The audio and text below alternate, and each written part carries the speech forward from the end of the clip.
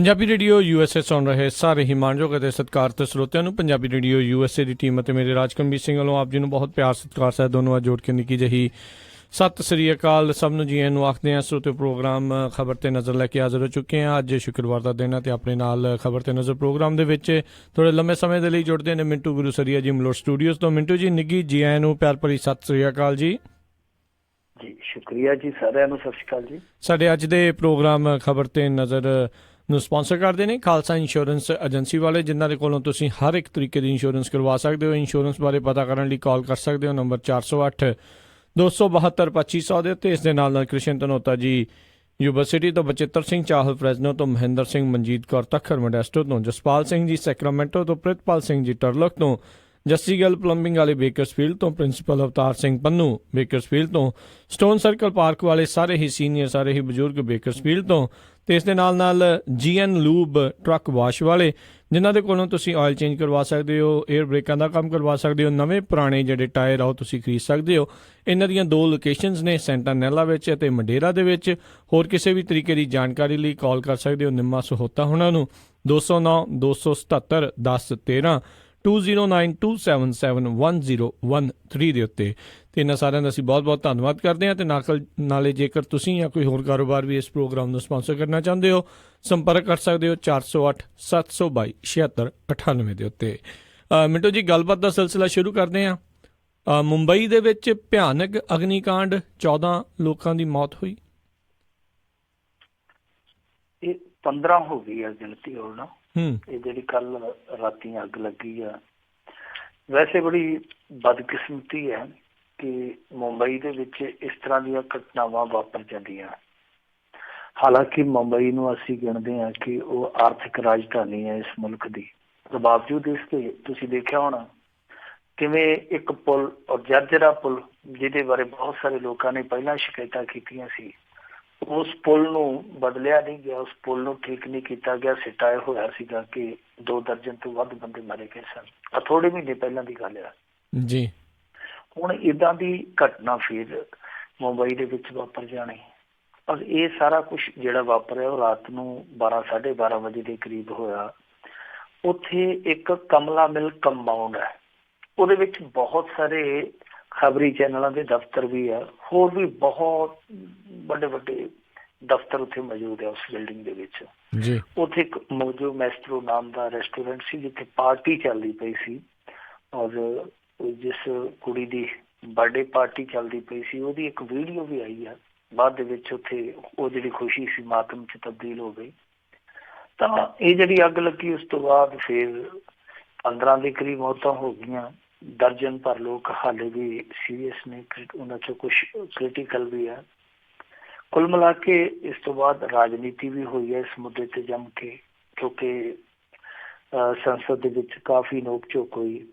ਸ਼ਿਵ ਸੈਨਾ ਦਾ ਜਿਹੜਾ member parliament ਹੈ ਅਰਵਿੰਦ ਸਾਵੰਤ, ਉਹਨੇ ਕਿਹਾ ਕਿ ਇਸ ਵੱਡੇ ਹਾਦਸੇ ਦੀ ਜਿਹੜੀ ਹੈ ਜੁਡੀਸ਼ੀਅਲ ਜਾਂਚ ਹੋਣੀ ਚਾਹੀਦੀ ਹੈ। ਉਧਰ ਭਾਰਤੀ ਜਨਤਾ ਪਾਰਟੀ ਦਾ ਜਿਹੜਾ ਮੈਂਬਰ ਪਾਰਲੀਮੈਂਟ ਹੈ ਕਿਰੀਟ ਸੋਮੈਯਾ, ਉਹਨੇ ਦੋਸ਼ ਲਾ ਦਿੱਤਾ ਕਿ ਜੀ BMC ਅਧਿਕਾਰੀਆਂ ਦੀ ਇਹ ਅਣਗਹਿਲੀ ਹੈ। ਤੁਹਾਨੂੰ ਪਤਾ ਉੱਥੇ ਇਹ ਦੋਵੇਂ ਇਕੱਠੇ ਚੱਲਦੇ ਆ, ਪਰ ਦੋਵਾਂ ਦੇ ਸੁਰ ਵੱਖੋ ਵੱਖਰੇ ਪੈਂਦੇ ਆ, ਖਾਸ ਤੌਰ ਤੇ BMC ਨੂੰ ਲੈ ਕੇ। ਹਾਲਾਂਕਿ ਜਦੋਂ ਇਹਨਾਂ ਨੂੰ ਪਤਾ ਲੱਗਦਾ ਕਿ BMC ਕੋਈ ਤੀਜਾ ਨਾ ਲੈ ਜਾਵੇ, ਕਿਉਂਕਿ BMC ਬਹੁਤ ਅਮੀਰ ਮਿਊਨਿਸਪਲ ਕਾਰਪੋਰੇਸ਼ਨ ਹੈ ਉੱਥੋਂ ਦੀ, ਤਾਂ ਫਿਰ ਇਹ ਦੋਨੇ ਇਕੱਠੇ ਹੋ ਜਾਂਦੇ ਆ। ਜਦੋਂ ਜ਼ਿੰਮੇਵਾਰੀ ਨਿਭਾਉਣ ਦਾ ਸਮਾਂ ਆਉਂਦਾ ਉਦੋਂ ਇਸ ਤਰ੍ਹਾਂ ਹੀ ਕਰਦੇ ਆ। ਉਹ ਕਹਿੰਦਾ ਜੀ ਇਹ ਜ਼ਿੰਮੇਵਾਰ ਨੇ, ਉਹ ਕਹਿੰਦੇ ਜੀ ਇਹ ਜ਼ਿੰਮੇਵਾਰ ਹੈ। ਸੋ ਹੁਣ ਇਹ ਦੋਨੇ ਧਿਰਾਈਆਂ ਜਿਹੜੀਆਂ ਉਹ ਇੱਕ ਦੂਸਰੇ ਨੂੰ ਜ਼ਿੰਮੇਵਾਰੀ ਸਿਖਾ ਰਹੀਆਂ ਕਿ ਤੂੰ ਨਿਭਾਉਣੀ ਸੀ, ਤੂੰ ਨਿਭਾਉਣੀ ਸੀ, ਪਰ ਜੋ ਭਾਣਾ ਵਰਤਣਾ ਸੀ ਉਹ ਵਰਤ ਚੁੱਕਾ। ਉੱਦਾਂ ਦੱਸਿਆ ਇਹ ਜਾਂਦਾ ਕਿ ਜਿਹੜੀ ਰੈਸਟੋਰੈਂਟ ਦੇ ਵਿੱਚੋਂ ਅੱਗ ਸ਼ੁਰੂ ਹੋਈ, ਕਿਉਂਕਿ ਉੱਥੇ ਰੈਸਟੋਰੈਂਟ ਕਾਫੀ ਹੋਣਗੇ ਨਾ, ਇੱਕ ਨਹੀਂ ਹੋਏਗਾ ਕਿਉਂਕਿ ਕਾਫੀ ਵੱਡੀ ਬਿਲਡਿੰਗ ਸੀ, ਤਾਂ ਉਹ ਕਹਿੰਦੇ ਆ ਕਿ ਜਿਸ ਰੈਸਟੋਰੈਂਟ ਦੇ ਵਿੱਚੋਂ ਇਹ ਅੱਗ ਸ਼ੁਰੂ ਹੋਈ, ਸਟਾਰਟ ਹੋਈ ਜਿੱਥੇ, ਤਾਂ ਉੱਥੋਂ ਹੁਣ ਤੱਕ ਜਿਹੜਾ ਸਮਾਚਾਰ ਨਿਕਲਿਆ ਉਹ ਇਹ ਆ ਕਿ ਉਸ ਰੈਸਟੋਰੈਂਟ ਦਾ ਲਾਇਸੈਂਸ ਹੀ ਹੈ ਨਹੀਂ ਸੀਗਾ। ਤੇ ਕਮਾਲ ਦੀ ਗੱਲ ਹੈ ਕਿ ਜੋ ਅੱਗ ਬੁਝਾਉਣ ਲਈ ਯੰਤਰ ਹੋਣੇ ਚਾਹੀਦੇ ਆ, ਜੋ ਪ੍ਰਬੰਧ ਹੋਣਾ ਚਾਹੀਦਾ ਇਹੋ ਜਿਹੇ ਇਲਾਕੇ ਦੇ ਵਿੱਚ, ਐਸਾ ਕੁਛ ਨਹੀਂ ਸੀ ਉੱਥੇ। ਨੁਕਸਾਨ ਤਾਂ ਜ਼ਿਆਦਾ ਹੋਇਆ। ਹੁਣ ਇਹਨਾਂ ਨੇ ਰੈਸਟੋਰੈਂਟ ਮਾਲਕ ਦੇ ਖਿਲਾਫ ਗੈਰ ਇਰਾਦਤਨ ਹੱਤਿਆ ਦਾ ਮਾਮਲਾ ਤੇ ਦਰਜ ਕਰ ਲਿਆ। ਪਰ ਜਿਹੜੀ ਇੱਕ ਮੁੰਬਈ ਦੇ ਵਿੱਚ ਭ੍ਰਿਸ਼ਟਾਖੋਰੀ ਵਾਲੀ ਅੰਡਰਗਰਾਊਂਡ ਦੁਨੀਆ ਚੱਲਦੀ ਹੈ, ਉਹਦੇ 'ਚ ਤਾਂ ਫਿਰ ਪਰਦਾ ਪੈ ਜਾਣਾ ਹੈ ਨਾ। ਤੁਹਾਨੂੰ ਯਾਦ ਹੋਣਾ ਇੱਕ ਵਾਰੀ ਕਪਿਲ ਸ਼ਰਮਾ ਨੇ ਇੱਕ ਟਵੀਟ ਕਰ ਦਿੱਤਾ ਸੀਗਾ, ਮੁਰਗੇ ਕਹਿੰਦਾ ਜੀ ਖਾਦੀ ਪੀਤੀ ਚ ਹੋ ਗਿਆ ਸੀ। ਤੁਹਾਨੂੰ ਪਤਾ ਨਾ ਕਿੱਦਾਂ ਕਿੰਨਾ ਰੋਣਾ ਪਿਆ ਸੀ, ਇਹ ਸਾਰੇ ਡਾਂਗਾ ਚੁੱਕੇ ਦੇ ਮਗਰ ਪੈ ਗਏ ਸਨ, ਪਰ ਉਹਨੇ ਸੱਚਾਈ ਬਿਆਨ ਕੀਤੀ ਸੀ। ਭਾਵੇਂ ਖਾਦੀ ਪੀਤੀ ਚ ਕਰ ਗਿਆ, ਬਾਅਦ ਚ ਉਹ ਕਹਿੰਦਾ ਸੀ ਮੈਂ ਖਾਦੀ ਪੀਤੀ ਚ ਕਰ ਲਈ, ਪਰ ਉਹਦੇ ਮੂੰਹ ਨਿਕਲਿਆ ਸੱਚ ਹੀ ਸੀਗਾ। ਪੈਸੇ ਦੀ ਕਿ ਜੋ ਮਰਜ਼ੀ ਕਰਾ ਲਓ, ਇੱਥੇ ਰਿਸ਼ਵਤਖੋਰੀ ਚੱਲਦੀ ਹੈ। ਸੋ ਉੱਥੇ ਰਿਸ਼ਵਤਖੋਰੀ ਬਹੁਤ ਵੱਡੇ ਪੱਧਰ ਤੇ ਚੱਲਦੀ ਹੈ। BMC ਦੇ ਅਧਿਕਾਰੀ ਹੈ ਜਿਹੜੇ ਜਾਇਜ਼ ਨਜਾਇਜ਼ ਕਬਜ਼ੇ, ਉਹਨਾਂ ਨੂੰ ਨਜਾਇਜ਼ ਨੂੰ ਜਾਇਜ਼ ਕਿੱਦਾਂ ਕਰਨਾ, ਜਾਇਜ਼ ਨੂੰ ਨਜਾਇਜ਼ ਕਿੱਦਾਂ ਕਰਨਾ, ਉਹ ਸਾਰਾ ਕੁਛ ਬਖੂਬੀ ਜਾਣਦੇ ਆ। ਸੋ ਇੱਥੇ ਇਹ ਚੀਜ਼ਾਂ ਦਾ ਜਿਹੜਾ ਵਾਪਰਨਾ ਬਹੁਤ ਖਤਰਨਾਕ, ਔਰ ਇਸ ਤੋਂ ਵੀ ਜ਼ਿਆਦਾ ਖਤਰਨਾਕ ਹੈ ਕਿ ਜਿਹੜੀ ਉੱਥੇ ਭ੍ਰਿਸ਼ਟਾਖੋਰੀ ਹੈ, ਔਰ ਇਸ ਪੱਧਰ ਦੀ ਭ੍ਰਿਸ਼ਟਾਖੋਰੀ ਹੈ ਕਿ ਬਿਨਾਂ ਲਾਇਸੈਂਸ ਤੋਂ ਮੁੰਬਈ ਵਰਗੇ ਸ਼ਹਿਰ ਦੇ ਵਿੱਚ ਰੈਸਟੋਰੈਂਟ ਚੱਲੀ ਜਾਂਦੇ ਆ। ਇਹ ਹੈਰਾਨ ਕਰਦਾ। ਸੋ ਜ਼ਰੂਰਤ ਹੈ ਇਸ ਪਾਸੇ ਧਿਆਨ ਦੇਣ ਦੀ, ਪਰ ਅਫਸੋਸ ਦੀ ਗੱਲ ਹੈ ਕਿ ਪ੍ਰਸ਼ਾਸਕੀ ਕਤਲ ਵਾਰ-ਵਾਰ ਹੁੰਦੇ ਆ, ਪਰ ਜਿਹੜਾ ਕਾਤਲ ਪ੍ਰਸ਼ਾਸਨ ਹੈ ਉਹ ਨਾ ਤੇ ਕਿਸੇ ਸਜ਼ਾ ਦਾ ਭਾਗੀਦਾਰ ਬਣਦਾ ਔਰ ਨਾ ਹੀ ਕਿਸੇ ਘਟਨਾ ਤੋਂ ਸਬਕ ਲੈਂਦਾ। ਜੀ ਜੀ ਜੀ ਅਗਲੀ ਆਪਾਂ ਮਿੰਟੂ ਜੀ ਗੱਲ ਕਰਦੇ ਹਾਂ। ਭਾਰਤ ਸਰਕਾਰ ਨੇ ਬਿਟਕੋਇਨ ਤੇ ਲੋਕਾਂ ਨੂੰ ਚਿਤਾਇਆ। ਦੇਖੋ, ਇਸ ਸਮੇਂ ਭਾਰਤ ਦੇ ਵਿੱਚ ਬਿਟਕੋਇਨ ਦਾ ਝੱਲ ਬੜੀ ਤੇਜ਼ੀ ਨਾਲ ਲੋਕਾਂ ਤੇ ਚਲ ਗਿਆ ਜੀ। ਇੱਥੇ ਆਮ ਸਧਾਰਨ ਬੰਦੇ ਆ ਜਿਹੜੇ, ਜਿਨ੍ਹਾਂ ਨੂੰ ਇਹ ਨਹੀਂ ਪਤਾ ਹੁੰਦਾ ਕਿ ਸਾਡਾ ਪਿੰਡ ਸ਼ਹਿਰ ਤੋਂ ਕਿੰਨੇ ਕਿਲੋਮੀਟਰ ਦੂਰ ਆ, ਉਹ ਵੀ ਪੁੱਛਦੇ ਯਾਰ ਬਿਟਕੋਇਨ ਕੀ ਚੀਜ਼ ਆ ਜੀ। ਇਹ ਤਾਂ ਆ ਕਿਉਂਕਿ ਇੱਥੇ ਹੁਣ ਜਿਹੜੇ ਲੋਕਲ ਅਖਬਾਰ ਹੈ ਸਾਡੇ, ਉਹ ਵੀ ਇਹਦੇ ਬਾਰੇ ਖਬਰਾਂ ਛਾਪੀ ਜਾਂਦੇ ਆ। ਸਾਰੇ ਪਾਸੇ ਟੈਲੀਵਿਜ਼ਨ ਚੈਨਲਾਂ ਤੇ ਵੀ ਇਹੋ ਡਿਬੇਟ ਹੁੰਦੀ ਪਈ ਹੈ, ਬਿਟਕੋਇਨ ਏਦਾਂ ਜੀ, ਅੱਜ ਬਿਟਕੋਇਨ ਇੰਨਾ ਚੜ ਗਿਆ। ਇੱਕ ਅਮਿਤਾਭ ਬੱਚਨ ਹੈ ਜਿਹੜਾ, ਉਹ ਇਹੋ ਜਿਹੇ ਕੰਮਾਂ ਦਾ ਬ੍ਰਾਂਡ ਅੰਬੈਸਡਰ ਵੀ ਬਣ ਗਿਆ, ਮੇਰੇ ਖਿਆਲ ਦੇ ਨਾਲ ਇੰਟਰਨੈਸ਼ਨਲ ਬ੍ਰਾਂਡ ਬਣ ਗਿਆ। ਪਨਾਮਾ ਤੱਕ ਪਤਾ ਨਹੀਂ ਕਿੱਥੇ ਤੱਕ ਬਿਜ਼ਨਸ ਕਰ ਆਉਂਦਾ, ਉਹਦੀ ਮਸ਼ਹੂਰੀ ਆ ਗਈ। ਕਹਿੰਦੇ ਜੀ ਬਿਟਕੋਇਨ ਚ ਉਹਨੇ ਵੀ ਚੋਖਾ ਪੈਸਾ ਕੁੱਟਿਆ। ਫਿਰ ਲੋਕੀ ਕਹਿੰਦੇ ਜੇ ਅਮਿਤਾਭ ਬੱਚਨ ਕਮਾ ਸਕਦਾ ਤੇ ਕੀ ਗੱਲ ਆ, ਅਸੀਂ ਵੀ ਤੇ ਬਰੋਬਰ ਦੇ ਸ਼ਹਿਰੀ ਆ ਨਾ ਉਹਦੇ, ਅਸੀਂ ਵੀ ਦੇਖਾਂਗੇ ਦਾ ਖੇਡ ਕੇ। ਸੋ ਹੁਣ ਜੋ ਇਸ ਸਮੇਂ ਸਾਡੇ ਇੱਥੋਂ ਦੇ ਵਿੱਤ ਮੰਤਰਾਲੇ ਨੇ ਇਹ ਐਡਵਾਈਜ਼ਰੀ ਕਹਿ ਲਓ, ਲੋਕਾਂ ਨੂੰ ਸਲਾਹ ਕਹਿ ਲਓ ਜਾਂ ਗਾਈਡਲਾਈਨ ਕਹਿ ਲਓ, ਕੁਛ ਵੀ ਕਹਿ ਲਓ, ਉਹਨਾਂ ਨੇ ਸਿੱਧੇ ਤੌਰ ਤੇ ਕਹਿ ਲਈਏ ਤਾਂ ਚੇਤਾਵਨੀ ਜਾਰੀ ਕਰ ਦਿੱਤੀ ਹੈ ਕਿ ਦੇਖੋ ਭਾਈ, ਸਵਾਰੀ ਆਪਣੇ ਸਮਾਨ ਦੀ ਆਪ ਜ਼ਿੰਮੇਵਾਰ ਹੋਗੀ। ਜਾਂ ਇਸ ਤੋਂ ਵੀ ਸਰਲ ਭਾਸ਼ਾ 'ਚ ਕਹਿ ਲਈਏ, ਜੇ ਸਮਝਣਾ ਹੋਵੇ ਉਹਨਾਂ ਦਾ ਬਿਆਨ, ਕਿ ਲਾਗੀਆਂ ਨੇ ਭਾਈ ਲਾਗ ਲੈਣਾ ਭਾਵੇਂ ਜਾਂਦੀ ਰੰਡੀ ਹੋ ਜਾਏ।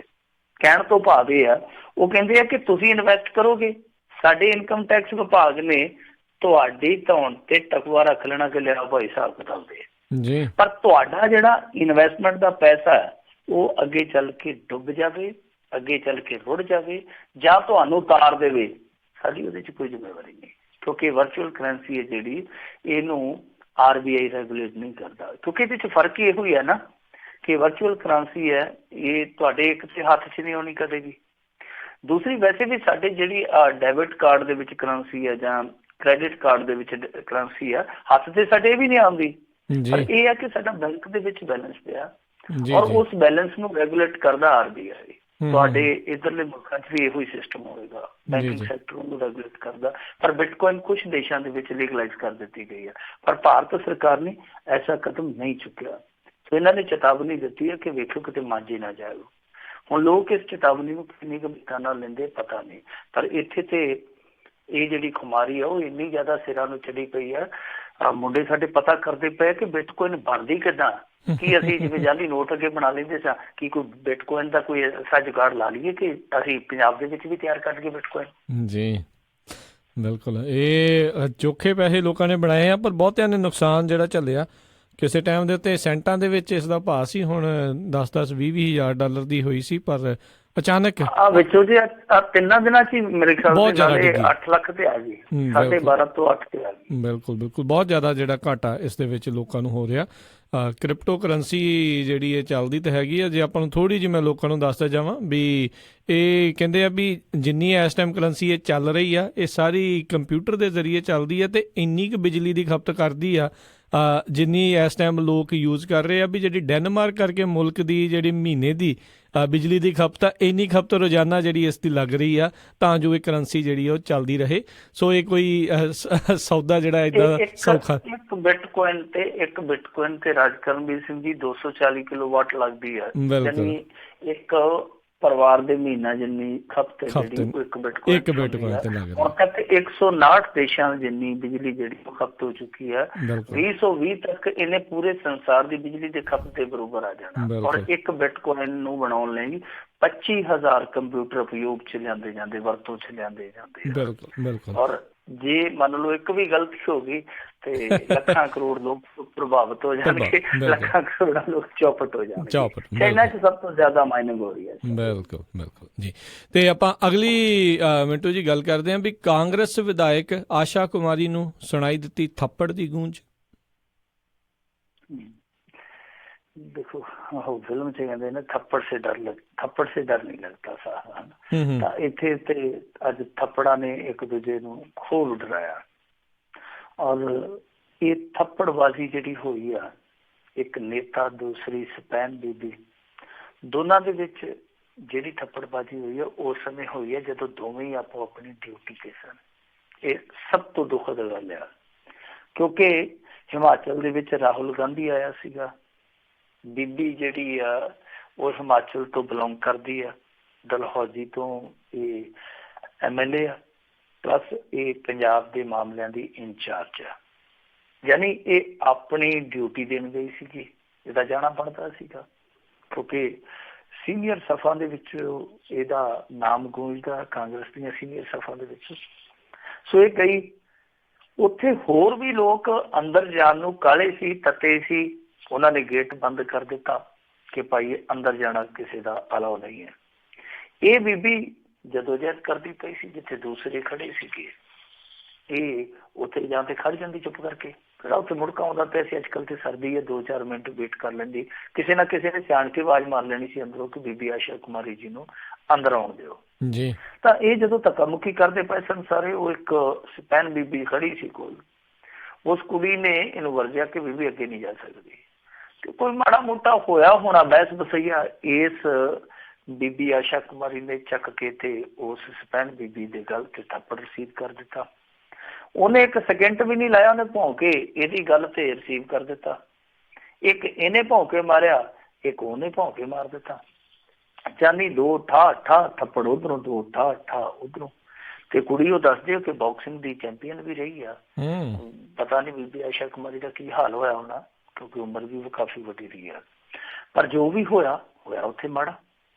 ਹੁਣ ਇਹ ਤੋਂ ਅਗਲੀ ਗੱਲ ਇਹ ਹੋਈ ਕਿ ਬੀਬੀ ਆਸ਼ਾ ਕੁਮਾਰੀ ਨੇ ਮਾਫੀ ਮੰਗ ਲਈ, ਕਹਿੰਦੀ ਕਿ ਮੈਨੂੰ ਇਸ ਤਰ੍ਹਾਂ ਨਹੀਂ ਸੀ ਕਰਨਾ ਚਾਹੀਦਾ। ਪਰ ਕੀ ਕਰੀਏ, ਜਦੋਂ ਕੋਈ ਬੰਦਾ ਤੁਹਾਨੂੰ ਗਾਲਾਂ ਕੱਢਦਾ, ਮੰਦਾ ਬੋਲਦਾ, ਧੱਕੇ ਮਾਰਦਾ, ਤੁਹਾਨੂੰ ਡਿੱਗਣ ਦਾ ਯਤਨ ਕਰਦਾ, ਫਿਰ ਕਈ ਵਾਰ ਤੁਸੀਂ ਆਪਣਾ ਆਪਾ ਖੋ ਬੈਂਦੇ ਹੋ। ਪਰ ਦੂਸਰੀ ਬਾਈਟ ਦੇ ਵਿੱਚ ਬੀਬੀ ਕਹਿੰਦੀ ਹੈ, ਦੇਖੋ ਜੀ ਮੈਂ ਮਾਫੀ ਨਹੀਂ ਮੰਗਦੀ, ਮੈਂ ਆਪਣੇ ਆਪ ਤੋਂ ਮਾਫੀ ਮੰਗਦੀ ਹਾਂ ਕਿ ਮੇਰੇ ਤੋਂ ਗਲਤੀ ਹੋਈ। ਉਹ ਲੀਡਰਾਂ ਵਾਲੀ ਗੱਲ, ਲੀਡਰ ਹੀ ਜਾਗ ਗਈ ਨਾ। ਪਰ ਅਸਲ ਚ ਦੱਸਦੇ ਆ ਕਿ ਰਾਹੁਲ ਗਾਂਧੀ ਨੇ ਇਸ ਬੀਬੀ ਨੂੰ ਝਾੜਿਆ ਬਹੁਤਿਆ ਜੀ। ਉਹਨੇ ਆਖਿਆ ਕਿ ਹਾਲੇ ਤੇ ਮੈਂ ਨਵਾਂ ਪ੍ਰਧਾਨ ਬਣਿਆ, ਮੈਨੂੰ 4 ਦਿਨ ਚੱਲ ਤੇ ਲੈਣ ਦੇ, ਮੁੜ ਕੇ ਤੇ ਆਪਣਾ ਹਵਾਲ ਰਹਿਣਾ। ਹੁਣ ਇੱਕ ਵਾਰੀ ਤੇ ਥੋੜਾ ਜਿਹਾ ਆਪੋ ਆਪਣਾ ਬਚਾ ਕੇ ਰੱਖੋ। ਬਹਰਹਾਲ ਉਹਨੇ ਮਾਫੀ ਮੰਗ ਲਈ ਹੈ। ਪਰ ਹੋਇਆ ਕੀ ਹੈ ਕਿ ਉਸ ਪੁਲਿਸ ਵਾਲੀ ਬੀਬੀ ਦੀ ਸ਼ਿਕਾਇਤ ਤੇ ਇਸ ਬੀਬੀ ਦੇ ਖਿਲਾਫ 353 332 ਧਾਰਾ ਤਹਿਤ ਮਾਮਲਾ ਦਰਜ ਕਰ ਲਿਆ ਗਿਆ, ਮਤਲਬ ਕਿ ਪਰਚਾ ਕੱਟ ਦਿੱਤਾ ਗਿਆ। ਮੁਸ਼ਕਿਲਾਂ ਚ ਵਾਧਾ ਹੋ ਗਿਆ ਕਿਉਂਕਿ ਉੱਥੇ ਸਰਕਾਰ ਬਦਲ ਗਈ। ਸ਼ਾਇਦ ਇਸ ਬੀਬੀ ਨੂੰ ਪਤਾ ਹੀ ਨਹੀਂ ਲੱਗਾ ਕਿ ਹਿਮਾਚਲ ਚ ਸਾਡੀ ਸਰਕਾਰ ਜਿਹੜੀ ਹੈ ਉਹ ਚਲੇ ਗਈ ਆ। ਵਾਦੀ ਚ ਅੱਜ ਕੱਲ੍ਹ ਕਮਲ ਖਿੱਚ ਚੁੱਕਾ, ਪਰ ਇਹਨੇ ਆਪਣਾ ਕਮਲ ਖਿਲਾਰ ਦਿੱਤਾ ਉੱਥੇ। ਸੋ ਬੀਬੀ ਨੂੰ ਨਹੀਂ ਸੀ ਏਦਾਂ ਕਰਨਾ ਚਾਹੀਦਾ। ਔਰ ਦੇਖੋ ਨਾ ਅੱਜ ਕਿੰਨੀ ਵੱਡੀ ਖਬਰ ਆ ਰਹੀ ਹੈ, ਆਸਟ੍ਰੇਲੀਅਨ ਪ੍ਰਾਈਮ ਮਿਨਿਸਟਰ ਹੈ ਜਿਹੜਾ ਮਿਸਟਰ ਮੈਲਕਮ ਟਰਨਬੁਲ, ਉਹ ਵੋਟਿੰਗ ਕਰਦਾ ਪਿਆ ਸੀ, ਕਿਸ਼ਤੀਬਾਜ਼ੀ ਕਰਦਾ ਪਿਆ ਸੀ, ਤੇ ਉਹਨੇ ਲਾਈਫ ਸੇਵਿੰਗ ਜਿੰਦ ਬਚਾਊ ਜੈਕਟ ਨਹੀਂ ਸੀ ਪਾਈ, ਤੇ ਉਹਨੂੰ ਇਸ ਬਦਲੇ $250 ਦਾ ਨਾ ਸਿਰਫ ਜੁਰਮਾਨਾ ਭਰਨਾ ਪਿਆ, ਬਲਕਿ ਮਾਫੀ ਵੀ ਮੰਗਣੀ ਪਈ ਕਿ ਮੇਰੇ ਤੋਂ ਗਲਤੀ ਹੋ ਗਈ ਹੈ। ਉਹਨੇ $250 ਜੁਰਮਾਨਾ ਵੀ ਭਰਿਆ ਪ੍ਰਧਾਨ ਮੰਤਰੀ ਹੋਣ ਦੇ ਬਾਵਜੂਦ, ਨਾਲੇ ਮਾਫੀ ਵੀ ਮੰਗੀ ਆ। ਤੇ ਇਹ 2.5 ਮਿੰਟ ਉੱਥੇ ਖੜ ਨਹੀਂ ਸੀ ਸਕਦੇ। ਕਿੱਡੀ ਕੋਈ ਗੱਲ ਸੀ। ਰਾਹੁਲ ਗਾਂਧੀ ਕਿਤੇ ਪਹਿਲੀ ਵਾਰੀ ਹਿਮਾਚਲ ਚ ਆਉਣਾ ਸੀ ਜਾਂ ਇਸ ਬੀਬੀ ਨੂੰ ਪਹਿਲੀ ਵਾਰੀ ਮਿਲਣਾ ਸੀਗਾ। ਜੇ ਉਹਨਾਂ ਨੇ ਰੋਕ ਹੀ ਲਿਆ, ਔਰ ਸਿਪਾਹੀ ਦੀ ਨਾਲੇ ਕੀ ਵੈਲਿਊ ਆ। ਜੋ ਉੱਤੇ ਅਫਸਰ ਬੈਠੇ ਆ, ਜੇ ਉਹਨਾਂ ਨੇ ਕਹਿ ਦਿੱਤਾ ਕਿ ਗੇਟ ਬੰਦ ਕਰ ਦਿਓ, ਸਿਪਾਹੀਆਂ ਨੇ ਗੇਟ ਬੰਦ ਕਰ ਦੇਣਾ। ਤੁਸੀਂ ਮੌਕੇ ਦੇ ਅਫਸਰ ਨੂੰ ਕਹੋ ਕਿ ਹਾਂ ਭਾਈ ਜਿਹੜਾ ਤੁਹਾਡਾ ਸਿਕਿਉਰਿਟੀ ਇੰਚਾਰਜ ਆ, ਮੇਰੀ ਉਹਦੇ ਨਾਲ ਗੱਲ ਕਰਾਓ, ਤੇ ਉਸ ਸਿਕਿਉਰਿਟੀ ਇੰਚਾਰਜ ਨੂੰ ਆਪਣੀ ਆਈਡੈਂਟੀਫਿਕੇਸ਼ਨ ਦਿਓ ਕਿ ਹਾਂ ਭਾਈ ਮੈਂ ਆਹ ਸ਼ਖਸ ਹਾਂ, ਆਹ ਪ੍ਰੋਟੋਕੋਲ ਦੇ ਮੁਤਾਬਕ ਮੇਰਾ ਜਾਣਾ ਲਾਜ਼ਮੀ ਹੈ, ਤਾਂ ਮੇਰੇ ਖਿਆਲ ਦੇ ਨਾਲ ਸਾਰਾ ਮਸਲਾ ਹੱਲ ਹੋ ਜਾਊਗਾ। ਔਰ ਅਕਸਰ ਇਸ ਤਰ੍ਹਾਂ ਵਾਪਰਦਾ, ਮੰਨ ਲਓ ਤੁਸੀਂ ਮੀਡੀਆ ਤੋਂ, ਪ੍ਰੈਸ ਤੋਂ ਆ, ਤਾਂ ਕਈ ਵਾਰ ਤੁਹਾਨੂੰ ਕਿਤੇ ਜਾਣ ਤੋਂ ਰੋਕ ਦਿੱਤਾ ਜਾਂਦਾ। ਔਰ ਫਿਰ ਕੀ ਹੁੰਦਾ ਕਿ ਜੋ ਉੱਥੋਂ ਦਾ ਹੈੱਡ ਹੁੰਦਾ ਉਹ ਆਉਂਦਾ ਔਰ ਉਹ ਬਾਅਦ ਤੁਹਾਨੂੰ ਲੈ ਕੇ ਜਾਂਦਾ ਕਿ ਨਹੀਂ ਭਾਈ ਇਹਨਾਂ ਨੂੰ ਆਉਣ ਦਿਓ, ਇਹਨਾਂ ਨੂੰ ਅਲਾਓ। ਸੋ ਇਹ ਚੀਜ਼ਾਂ ਅਕਸਰ ਹੁੰਦੀਆਂ ਨੇ। ਇੱਕ ਸਾਡੀ ਜਿਹੜੀ ਡਿਊਟੀ ਆ, ਚਾਹੇ ਉਹ ਕਿਸੇ ਲੀਡਰ ਦੀ ਹੈ, ਚਾਹੇ ਕੋਈ ਆਮ ਡਿਊਟੀ ਅਫਸਰ ਦੇ ਹੈ, ਚਾਹੇ ਕੋਈ ਪੁਲਿਸ ਮੁਲਾਜ਼ਮ ਹੈ, ਹਰੇਕ ਦੀ ਡਿਊਟੀ 'ਚ ਇਸ ਤਰ੍ਹਾਂ ਦੀ ਕਿਤੇ ਨਾ ਕਿਤੇ ਵਾਪਰਦੀ ਹੈ। ਪਰ ਬੀਬੀ ਨੇ ਜਿਸ ਤਰੀਕੇ ਨਾਲ ਪੇਸ਼ੈਂਸ ਗਵਾਈ ਆ, ਉਹ ਪੇਸ਼ੈਂਸ ਹੀ ਨਹੀਂ ਗਵਾਈ, ਇਕੱਲੀ ਆਪਣੀ ਇੱਜ਼ਤ ਵੀ ਗਵਾ ਲਈ ਆ, ਤੇ ਉੱਤੋਂ ਇੱਕ ਹੋਰ ਸਿਆਪਾ ਵੀ ਗੱਲ ਛੁਪਾ ਲਿਆ। ਇਹ ਨਹੀਂ ਸੀ ਹੋਣਾ ਚਾਹੀਦਾ, ਪਰ ਮੈਂ ਸਮਝਦਾ ਅੱਗੋਂ ਜਿਹੜਾ ਥੱਪੜ ਪੁਲਿਸ ਮੁਲਾਜ਼ਮ ਨੇ ਮਾਰਿਆ ਉਹ ਵੀ ਮਾੜੀ ਗੱਲ ਆ, ਕਿਉਂਕਿ ਜੇ ਇਹਨੇ ਮਾਰਿਆ ਸੀ ਇਹਦੇ ਤੇ ਆਹੀ ਕੰਮ ਕਰਨਾ ਚਾਹੀਦਾ ਸੀ, ਪਰਚਾ ਦਰਜ ਹੋਣਾ ਚਾਹੀਦਾ ਸੀ। ਪਰ ਖੈਰ ਇਹ ਜਿਹੜਾ ਥੱਪੜ ਆ ਹੋ ਸਕਦਾ ਕਿਸੇ ਦੂਸਰੇ ਲਈ ਸਬਕ ਬਣ ਜਾਵੇ। ਪਰ ਸਭ ਤੋਂ ਮਾੜੀ ਗੱਲ ਇਹ ਆ ਕਿ ਅੱਜ ਕੱਲ੍ਹ ਦੇ ਜਿਹੜੇ ਨੁਮਾਇੰਦੇ ਆ ਉਹ ਇਹੋ ਹੀ ਕੰਮ ਕਰਦੇ ਆ ਜੀ। ਜਿੱਦਾਂ ਤੁਸੀਂ ਦੇਖਿਆ ਹੋਣਾ ਕਿਵੇਂ ਇੱਕ ਏਅਰਲਾਈਨਸ ਦੇ ਮੁਲਾਜ਼ਮ ਨੂੰ ਇੱਕ ਮੈਂਬਰ ਪਾਰਲੀਮੈਂਟ ਨੇ ਕੁੱਟਿਆ ਸੀ, ਤੇ ਥੱਲੇ ਉਤਰ ਕੇ ਕਿਵੇਂ ਕਹਿੰਦਾ ਸੀ, ਮੈਨੇ ਸਾਲੇ ਕੋ 25 ਗਿਣ ਕੇ ਮਾਰੇ ਹੈ। ਬੜਾ ਤੂੰ ਬਹਾਦਰੀ ਦਾ ਕੰਮ ਕਰਕੇ ਆਇਆ, ਬੜਾ ਤੂੰ 올림픽 ਚੋਂ ਗੋਲਡ ਮੈਡਲ ਜਿੱਤ ਕੇ ਲਿਆ, ਜਿਹੜਾ ਤੂੰ ਏਦਾਂ ਦੀਆਂ ਗੱਲਾਂ ਮਾਈਕ ਦੇ ਸਾਹਮਣੇ ਆ ਕੇ ਕਹਿੰਦਾ ਪਿਆ। ਸੋ ਇਹ ਇਸ ਤਰ੍ਹਾਂ ਦੇ ਜਿਹੜੇ ਨੁਮਾਇੰਦੇ ਆ, ਇਹਨਾਂ ਦੇ ਵਿੱਚ ਤੇ ਪੇਸ਼ੈਂਸ ਆਮ ਬੰਦੇ ਨਾਲੋਂ ਜ਼ਿਆਦਾ ਹੋਣੀ ਚਾਹੀਦੀ ਆ, ਸਹਿਣ ਸ਼ਕਤੀ ਇਹਨਾਂ ਦੇ ਨਾਲ ਜ਼ਿਆਦਾ ਹੋਣੀ ਚਾਹੀਦੀ ਹੈ ਇਹਨਾਂ ਦੇ ਕੋਲ। ਸੋ ਅਫਸੋਸ ਦੀ ਗੱਲ ਆ ਕਿ ਇਹ ਆਪਾ ਜਲਦੀ ਹੋ ਜਾਂਦੇ ਆ, ਪਰ ਕਈ ਵਾਰ ਸਿੱਟੇ ਜਿਹੜੇ ਆ ਉਹ ਇਹਨਾਂ ਨੂੰ ਮੋੜਵੇਂ ਬਹੁਤ ਪੁੱਠੇ ਮਿਲਦੇ ਆ। ਜੀ ਜੀ ਬਿਲਕੁਲ। ਅਗਲੀ ਮਿੰਟੂ ਜੀ ਗੱਲ ਕਰਦੇ, ਕਹਿੰਦੇ ਸੁਨੀਲ ਜਾਖੜ ਹੁਣਾਂ ਨੇ ਮੋਦੀ ਨੂੰ ਦਿੱਤਾ ਅਜੀਬ ਜਿਹਾ ਤੋਹਫਾ।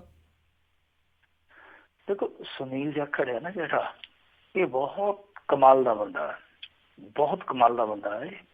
ਸੁਨੀਲ ਜਾਖੜ ਬਹੁਤ ਹਟ ਕੇ ਸੋਚਣ ਵਾਲਾ ਇਨਸਾਨ ਹੈ। ਜਿਹੜੀ ਅੱਜ ਇਹਨੇ ਉੱਥੇ ਨਰਿੰਦਰ ਮੋਦੀ ਦੇ ਨਾਲ ਮੁਲਾਕਾਤ ਕੀਤੀ ਹੈ, ਤੇ ਮੁਲਾਕਾਤ ਦੇ ਵਿੱਚ ਆਮ ਤੌਰ ਤੇ ਤੁਹਾਨੂੰ ਪਤਾ ਹੀ ਹੈ ਰਸਮ ਹੈ, ਜਦੋਂ ਕੋਈ ਪ੍ਰਧਾਨ ਮੰਤਰੀ ਕੋਲ ਜਾਂਦਾ ਕਿ ਗੁਲਦਸਤਾ ਲੈ ਕੇ ਜਾਂਦਾ। ਸਾਡਾ CM ਜਾਂਦਾ ਜਦੋਂ ਕੈਪਟਨ ਅਮਰਿੰਦਰ ਸਿੰਘ, ਇਹ ਤੇ ਅੱਛਾ ਖਾਸਾ ਗੁਲਦਸਤਾ ਲੈ ਕੇ ਜਾਂਦਾ। ਕਈ ਵਾਰ ਉਹਨੂੰ ਚੁੱਕਣ ਲੱਗਿਆ ਕੈਪਟਨ ਅਮਰਿੰਦਰ ਸਿੰਘ ਨੂੰ ਕਾਫੀ ਔਖ ਹੁੰਦੀ, ਸਾਹ ਵੀ ਚੜ ਜਾਂਦਾ, ਐਡਾ ਭਾਰਾ ਹੁੰਦਾ ਉਹ। ਪਰ ਇੱਥੇ ਸੁਨੀਲ ਜਾਖੜ ਨੇ ਇੱਕ ਨਵਾਂ ਆਈਡੀਆ ਅਪਣਾਇਆ।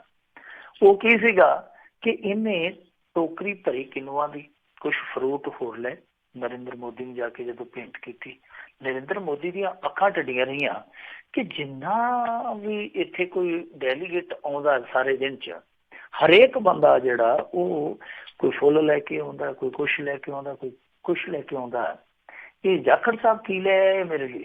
ਫਿਰ ਜਦੋਂ ਉਹਨਾਂ ਨੇ ਦੱਸਿਆ, ਕਹਿੰਦੇ ਕਿ ਇਹ ਮੇਰੇ ਇਲਾਕੇ ਦੇ ਕਿਨੂੰ ਆ।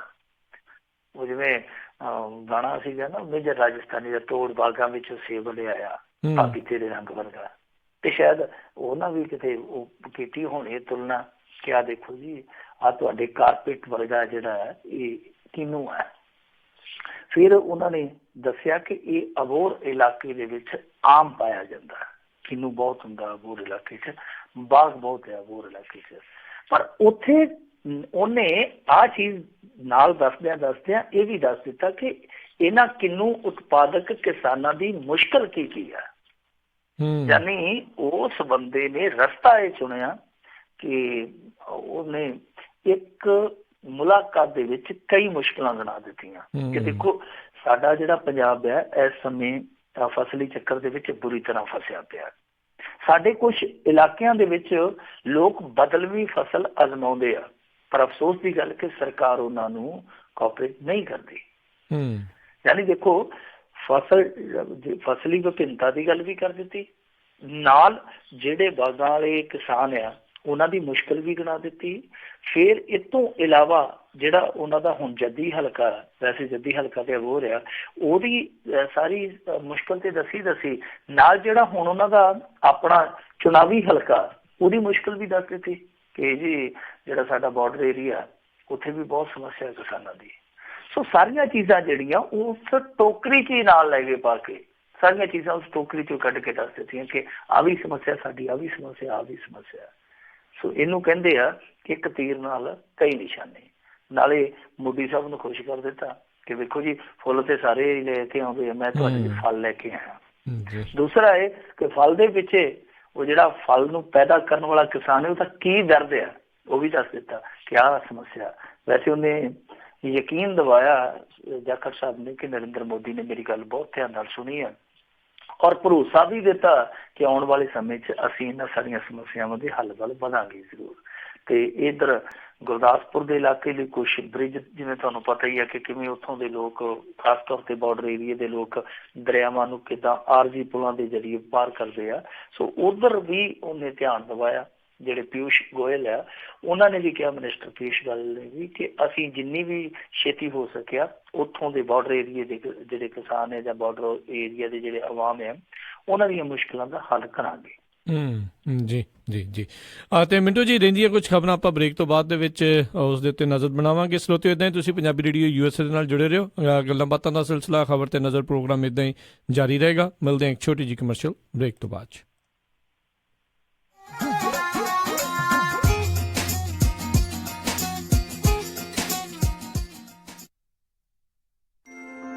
ਤੁਸੀਂ ਸੁਣ ਰਹੇ ਹੋ Punjabi radio USA, KWRU Fresno 1300 AM, KIID Sacramento 1470 AM ਅਤੇ KOBO Yuba City 1450 AM।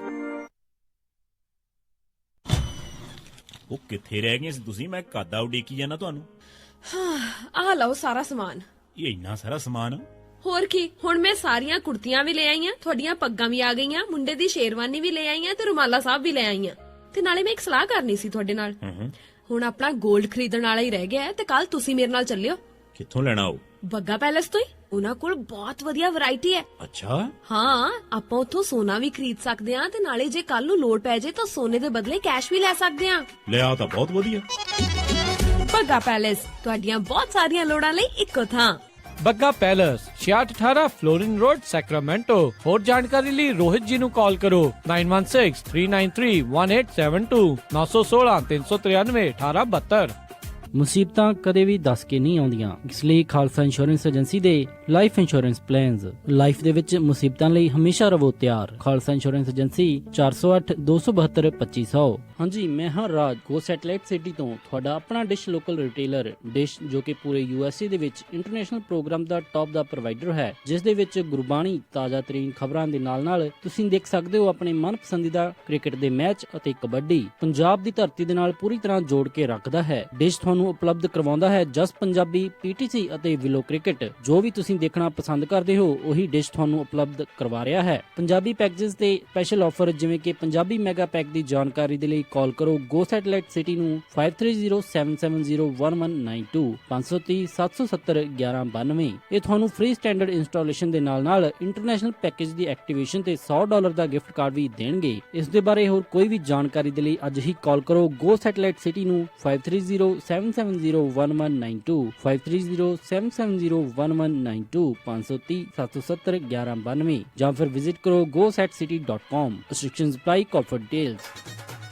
ਉਹ ਜੈਸਮੀਨ ਦੀ ਮੰਗਣੀ ਤਾਂ ਹੋ ਗਈ, ਹੁਣ ਜੀ ਕਰਦਾ ਪਰੀਆਂ ਵਾਂਗ ਵਿਆਹ ਕਰਾਂ ਆਪਣੀ ਧੀ ਦਾ। ਓਹੋ ਜੀ, ਫਿਕਰ ਨਾ ਕਰੋ, ਤੁਹਾਡੀ ਪਰੀ ਦੇ ਸਾਰੇ ਚਾਅ ਪੂਰੇ ਕਰਾਂਗੇ। ਸੈਕਰਾਮੈਂਟੋ 'ਚ ਹੁਣ ਖੁੱਲ ਗਿਆ ਗ੍ਰੈਂਡ ਪਵੇਲੀਅਨ ਬੈਂਕੁਏਟ ਹਾਲ। 1000 ਤੋਂ ਵੱਧ ਗੈਸਟ ਦੀ ਕੈਪੈਸਿਟੀ ਤੇ 300 ਪੈਟੀਓ ਵਾਲਾ ਹਾਲ ਹੈ ਇੱਥੇ। ਓਏ ਵਾਹ। ਐ ਹੀ ਨਹੀਂ, ਇੱਥੇ ਮੰਡਪ ਦਾ ਵੀ ਖਾਸ ਪ੍ਰਬੰਧ ਹੈ। ਮੁੰਡੇ ਕੁੜੀ ਦੇ ਤਿਆਰ ਹੋਣ ਲਈ ਵਧੀਆ ਖੁੱਲੇ ਡੁੱਲੇ ਰੂਮ। ਜੋੜੀ ਦੀ ਐਂਟਰੀ ਸਪੈਸ਼ਲ ਪੌੜੀਆਂ ਤੋਂ ਹੁੰਦੀ ਹੈ, ਪਰੀ ਕਹਾਣੀਆਂ ਵਾਂਗ। ਬਿਲਕੁਲ ਨਵਾਂ ਸਜਿਆ ਹਾਲ, ਨਾਲ ਹੀ ਦੂਜੇ ਹਾਲ 'ਚ ਜਾਗੋ ਜਾਂ ਪਾਰਟੀ ਵੀ ਕਰ ਸਕਦੇ ਹੋ। 300 ਮਹਿਮਾਨਾਂ ਦੇ ਬੈਠਣ ਦਾ ਖਾਸ ਪ੍ਰਬੰਧ।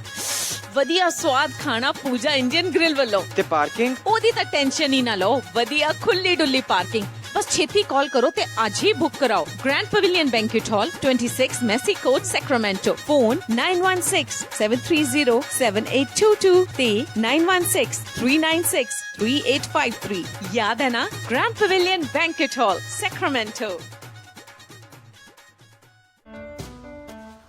जीते वे जीते, ਹਾਂ ਭਾਬੀ। ਵੇ ਅੱਜ ਮੇਰੇ ਮੰਮੀ ਡੈਡੀ ਨੇ ਡਿਨਰ ਤੇ ਆਉਣਾ ਆਪਣੇ ਘਰ ਤੇ ਮੈਥੋਂ ਹੁਣ ਇੰਨੀ ਖੇਚਲ ਹੁੰਦੀ ਨਹੀਂ। ਤੂੰ ਮੈਨੂੰ ਆਪਣੇ ਸ਼ਹਿਰ ਦਾ ਵਧੀਆ ਜਿਹਾ ਕੋਈ ਰੈਸਟੋਰੈਂਟ ਦੱਸ। ਲੈ ਭਾਬੀ, ਤੁਹਾਨੂੰ ਬਿਲਕੁਲ ਪਤਾ ਨਹੀਂ, ਆਪਣੇ ਸ਼ਹਿਰ ਸੈਕਰਾਮੈਂਟੋ ਦੇ ਵਿੱਚ ਖੁੱਲ ਚੁੱਕਿਆ ਇੰਡੀਆ ਪੈਲੇਸ ਇੰਡੀਅਨ ਰੈਸਟੋਰੈਂਟ, ਜਿੱਥੇ ਤੁਸੀਂ ਬੈਠ ਕੇ ਵੀ ਖਾ ਸਕਦੇ ਹੋ ਤੇ ਆਰਡਰ ਕਰਕੇ ਘਰ ਵੀ ਲਿਆ ਸਕਦੇ ਹੋ। ਵੈਜੀਟੇਰੀਅਨ ਤੇ ਨਾਨ ਵੈਜੀਟੇਰੀਅਨ ਖਾਣਾ ਆਰਡਰ ਵੀ ਕਰ ਸਕਦੇ ਹੋ ਤੇ ਉੱਥੇ ਬੈਠ ਕੇ ਵੀ ਖਾ ਸਕਦੇ ਹੋ। ਕਰਨੀ ਹੋਵੇ ਕੋਈ ਵੀ ਪਾਰਟੀ ਜਾਂ ਫਿਰ ਕੋਈ ਵੀ ਫੰਕਸ਼ਨ ਜਾਂ ਫਿਰ ਗੁਰੂ ਘਰ ਦੇ ਵਿੱਚ ਲੰਗਰ ਦੀ ਕਰਨੀ ਹੋਵੇ ਕੇਟਰਿੰਗ, ਤੁਸੀਂ ਇਹਨਾਂ ਨਾਲ ਕੰਟੈਕਟ ਕਰ ਸਕਦੇ ਹੋ। 150 ਬੰਦਿਆਂ ਦੇ ਬੈਠਣ ਦਾ ਵੀ ਪ੍ਰਬੰਧ ਹੈ ਤੇ ਪਾਰਕਿੰਗ ਦੀ ਵੀ ਕੋਈ ਪ੍ਰੋਬਲਮ ਨਹੀਂ ਅਤੇ ਇਹ 7 ਦਿਨ ਖੁੱਲੇ ਰਹਿੰਦੇ ਨੇ। ਵਧੇਰੇ ਜਾਣਕਾਰੀ ਲਈ ਕਾਲ ਕਰ ਸਕਦੇ ਹੋ 916 226 9188। ਲੈ ਜੀਤੇ, ਤੂੰ ਤਾਂ ਮੇਰੀ ਮੁਸ਼ਕਿਲ ਹੀ ਆਸਾਨ ਕਰਤੀ ਆ। India palace 8865 Folsom boulevard Sacramento 916 226 9188 916 226 9188।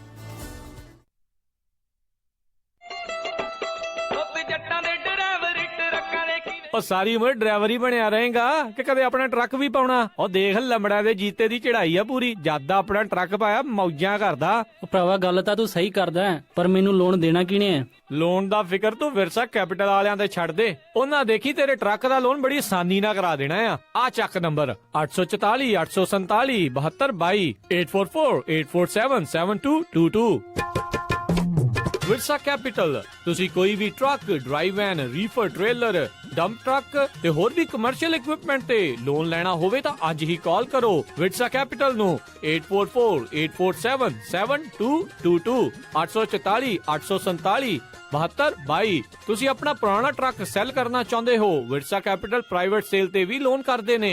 ਅੱਜ ਹੀ ਵਿਰਸਾ ਕੈਪੀਟਲ ਨੂੰ ਕਾਲ ਕਰੋ 844 847 7222 844 847 7222। ਵਿਰਸਾ ਕੈਪੀਟਲ। ਸਤਿ ਸ਼੍ਰੀ ਅਕਾਲ ਦੋਸਤੋ, ਮੈਂ ਹਾਂ ਤੁਹਾਡਾ ਆਪਣਾ ਸੱਤੀ ਸਤਵਿੰਦਰ। ਤੁਸੀਂ ਸੁਣ ਰਹੇ ਹੋ ਪੰਜਾਬੀ ਰੇਡੀਓ USA।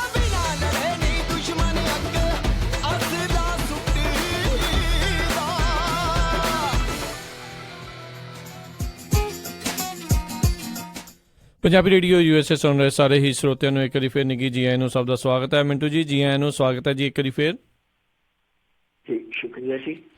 ਤੇ ਮਿੰਟੂ ਜੀ, ਅਗਲੀਆਂ ਖਬਰਾਂ ਦੇ ਵੱਲ ਜਿਹੜੀ ਆ ਨਜ਼ਰ ਬਣਾਉਂਦੇ ਆ। ਚਿੱਟੀਆਂ ਦਾੜੀਆਂ ਵਾਲੇ, ਕਾਲੀਆਂ ਕਰਤੂਤਾਂ ਵਾਲੇ ਆ, ਉਹ ਹਟਦੇ ਨਹੀਂ, ਬਾਜ ਨਹੀਂ ਆਉਂਦੇ। ਚਰਨਜੀਤ ਚੱਡਾ ਖਿਲਾਫ ਕਹਿੰਦੇ ਹੁਣ ਮਾਮਲਾ ਦਰਜ। ਦੇਖੋ, ਇਹਦੇ ਖਿਲਾਫ ਮਾਮਲਾ ਦਰਜ ਹੋ ਹੀ ਜਾਣਾ ਸੀਗਾ, ਕਿਉਂਕਿ ਜਿਸ ਦਿਨ ਉਹ ਬੀਬੀ ਸਾਹਮਣੇ ਆ ਗਈ ਸੀ ਉਸ ਦਿਨ ਹੀ ਇਹਦਾ ਜਿਹੜਾ ਨਿਸ਼ਰਤਾ ਜਿਹੜਾ ਉਹ ਖਰਾਬ ਹੋ ਗਿਆ ਸੀ ਜੀ।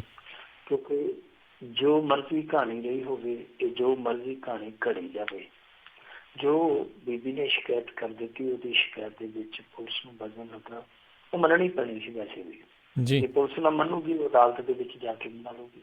ਸ਼ਿਕਾਇਤ ਇਹਦੇ ਖਿਲਾਫ ਦਰਜ ਹੋਣੀ ਸੀ। ਜੇ ਸ਼ਿਕਾਇਤ ਦਰਜ ਹੁੰਦੀ ਹੈ ਤਾਂ ਇਹਦਾ ਮਤਲਬ ਹੈ ਕਿ ਚੱਡੇ ਦਾ ਜੇਲ੍ਹ ਦਾ ਵੀਜ਼ਾ ਲੱਗ ਜਾਣਾ, ਕਿਉਂਕਿ ਇਹੋ ਜਿਹੇ ਮਾਮਲਿਆਂ 'ਚ ਜ਼ਮਾਨਤ ਨਹੀਂ ਮਿਲਦੀ। ਤੁਹਾਨੂੰ, ਤੁਸੀਂ ਅਪਰ ਕੋਰਟ ਤੱਕ ਜਾਂਦੇ ਹੋ, ਛੇਤੀ ਤੁਹਾਨੂੰ ਇਹੋ ਜਿਹੇ ਮਾਮਲਿਆਂ 'ਚ ਰਾਹਤ ਨਹੀਂ ਮਿਲਦੀ। ਵੈਸੇ ਹੁਣ ਸੁਣਨ ਦੇ ਵਿੱਚ ਤੇ ਇਹ ਆ ਰਿਹਾ ਕਿ ਚੱਡਾ ਉਡਾਰੀ ਮਾਰ ਲਈ ਵੀ ਪਰ ਤੋਲਦਾ ਪਿਆ। ਕੁਛ ਲੋਕ ਤੇ ਕਹਿੰਦੇ ਆ ਕਿ ਕਿਤੇ ਬਾਹਰੋਂ ਉਡਾਰੀ ਮਾਰ ਗਿਆ, ਪਤਾ ਨਹੀਂ ਉਡਾਰੀ ਮਾਰ ਗਿਆ ਜਾਂ ਕਿਤੇ ਸ਼ਹਿ ਮਾਰ ਕੇ ਬੈਠਾ, ਪਰ ਉਹਦੇ ਤੇ ਗ੍ਰਿਫਤਾਰੀ ਦੀ ਤਲਵਾਰ ਲਟਕਦੀ ਪਈ ਹੈ। ਇਹਦੇ ਤੇ ਅੱਜ ਪਰਚਾ ਦਰਜ ਹੋ ਗਿਆ। ਧਾਰਾ 354, 354A, 506, 509 IT ਐਕਟ ਦੀ ਧਾਰਾ ਜਿਹੜੀ 67 ਹੈ, 67A IT ਅਧੀਨ ਮਾਮਲਾ ਦਰਜ ਕੀਤਾ ਗਿਆ। ਯਾਨੀ ਹਾਲੇ ਮਾਮਲਾ ਦਰਜ ਹੋਇਆ। ਦੇਖੋ, ਇਹਦੇ 'ਚ ਜਿੰਨੀਆਂ ਕੁ ਧਾਰਾ ਮੇਰੀ ਸਮਝ ਦੇ ਮੁਤਾਬਕ ਹਾਲੇ ਵੀ ਇਹਨਾਂ ਦੇ ਵਿੱਚ ਇੰਨਾ ਕੁ ਦਮ ਹੈ ਕਿ 5-6 ਸਾਲ ਦੀ ਸਜ਼ਾ ਇਹਨਾਂ ਧਾਰਾਵਾਂ 'ਚ ਹੋ ਸਕਦੀ ਹੈ। ਔਰ ਜੇ ਇਹ ਮਾਮਲਾ ਦਰਜ ਹੋ ਗਿਆ, ਇਹਦਾ ਮਤਲਬ ਹੈ ਕਿ ਅੱਗੇ ਜਾ ਕੇ ਇਹਨਾਂ ਦੇ ਵਿੱਚ ਹੋਰ ਵੀ ਧਾਰਾਵਾਂ ਜੋੜ ਦਿੱਤੀਆਂ ਜਾ ਸਕਦੀਆਂ। ਤਾਂ ਮਤਲਬ ਇਹ ਆ ਕਿ ਇੱਕ ਪਾਸੇ ਜਿੱਥੇ ਅਕਾਲ ਤਖਤ ਤੋਂ ਹੁਣ ਇਹਨੂੰ ਤਲਬੀ ਦੇ ਹੁਕਮ ਆ ਗਏ ਆ, ਉੱਥੇ ਤਲਬ ਹੋਣਾ ਪੈਣਾ, ਉੱਥੋਂ ਪਤਾ ਨਹੀਂ ਕੀ ਫੈਸਲਾ ਹੋਣਾ ਹੈ।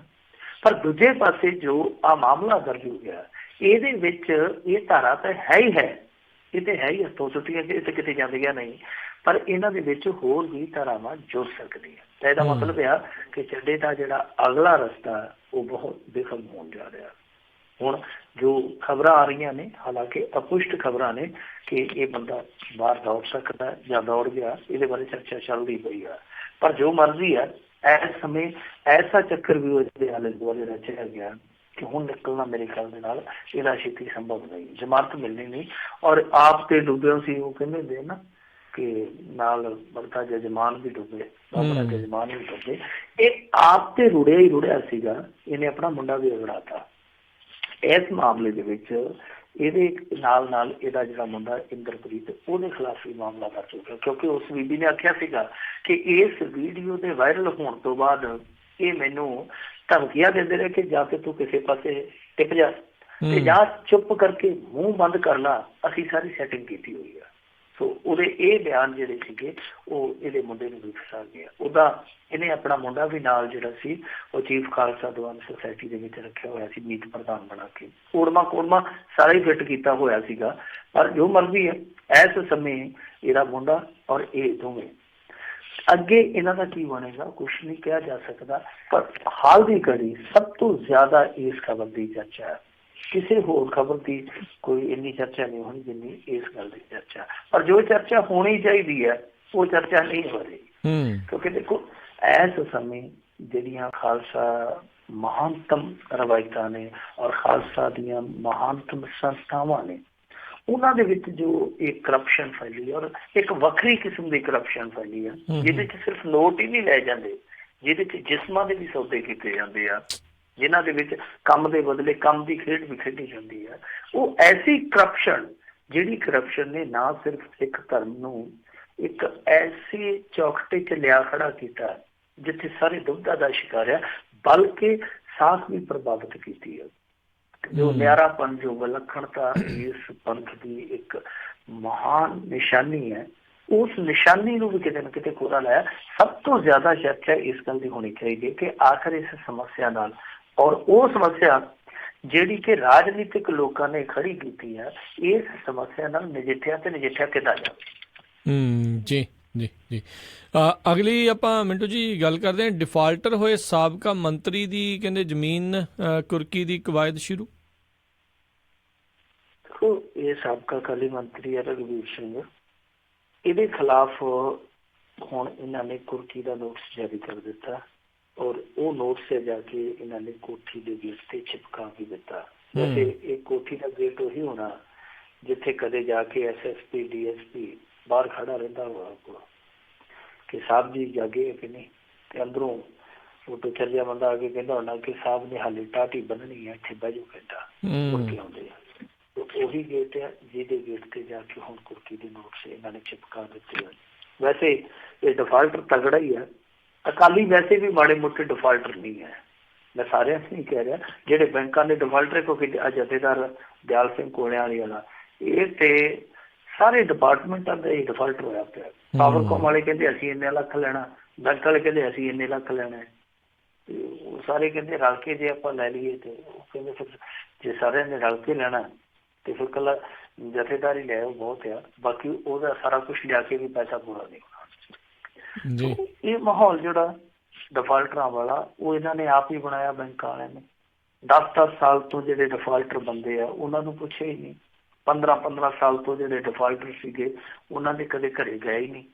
ਆਮ ਜ਼ਿਮੀਂਦਾਰ, ਆਮ ਕਿਸਾਨ ਜੇ 2 ਕਿਸ਼ਤਾਂ ਨਾ ਮੋੜੇ ਤੈਨੂੰ ਕਹਿੰਦੇ ਕਿ ਸਾਡੇ ਥੜੇ ਨਾ ਚੜੀ, ਜੇ ਉਹ ਸਾਲ 2 ਸਾਲ ਲੇਟ ਹੋ ਜਾਵੇ ਤੈਨੂੰ ਕਹਿੰਦੇ ਇੱਧਰ ਆ ਜਾ, ਨਹੀਂ ਤੇ ਫਿਰ ਤੈਨੂੰ ਵੱਡੇ ਘਰ ਨੂੰ ਘੱਲ ਦਿੰਦੇ ਆ।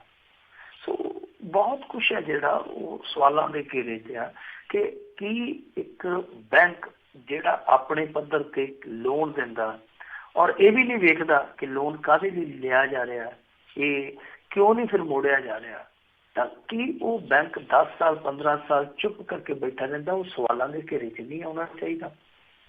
ਜਿਹੜਾ ਅਧਿਕਾਰੀ, ਜਿਹੜਾ ਅਫਸਰ, ਚਾਹੇ ਉਹ ਫੀਲਡ ਅਫਸਰ ਆ, ਚਾਹੇ ਉਹ ਸਰਵੇਅਰ ਆ, ਕੋਈ ਵੀ ਚਾਹੇ ਮੈਨੇਜਰ ਆ, ਜਿਹੜਾ ਉਸ ਲੋਨ ਨੂੰ ਸੈਂਕਸ਼ਨ ਕਰਦਾ, ਕਿ ਉਹਨੂੰ ਨਹੀਂ ਕਹਿਣਾ ਚਾਹੀਦਾ ਕਿ ਭਾਈ ਤੂੰ ਭੁੱਖ ਹੜਤਾਲ ਤੇ ਬੈਠ ਉਹਦੇ ਬੂਹੇ ਅੱਗੇ ਜਾ ਕੇ, ਹੁਣ ਜਾਂ ਤੂੰ ਬੈਠ ਵਰਤ ਤੇ ਬਹੁਤ ਖਾ ਲਈਆਂ, ਬਹੁਤ ਖਾ ਲਏ ਆਲੂ ਵਾਲੇ ਪਰੌਂਠੇ, ਹੁਣ ਜਾ ਕੇ ਬੈਠ 4 ਦਿਨ ਉਹਦੇ ਦਰ ਦੇ ਅੱਗੇ ਭੁੱਖਾ, ਕਿਉਂਕਿ ਇਹ ਲੋਨ ਜਿਹੜਾ ਤੂੰ ਸੈਂਕਸ਼ਨ ਕੀਤਾ ਸੀਗਾ।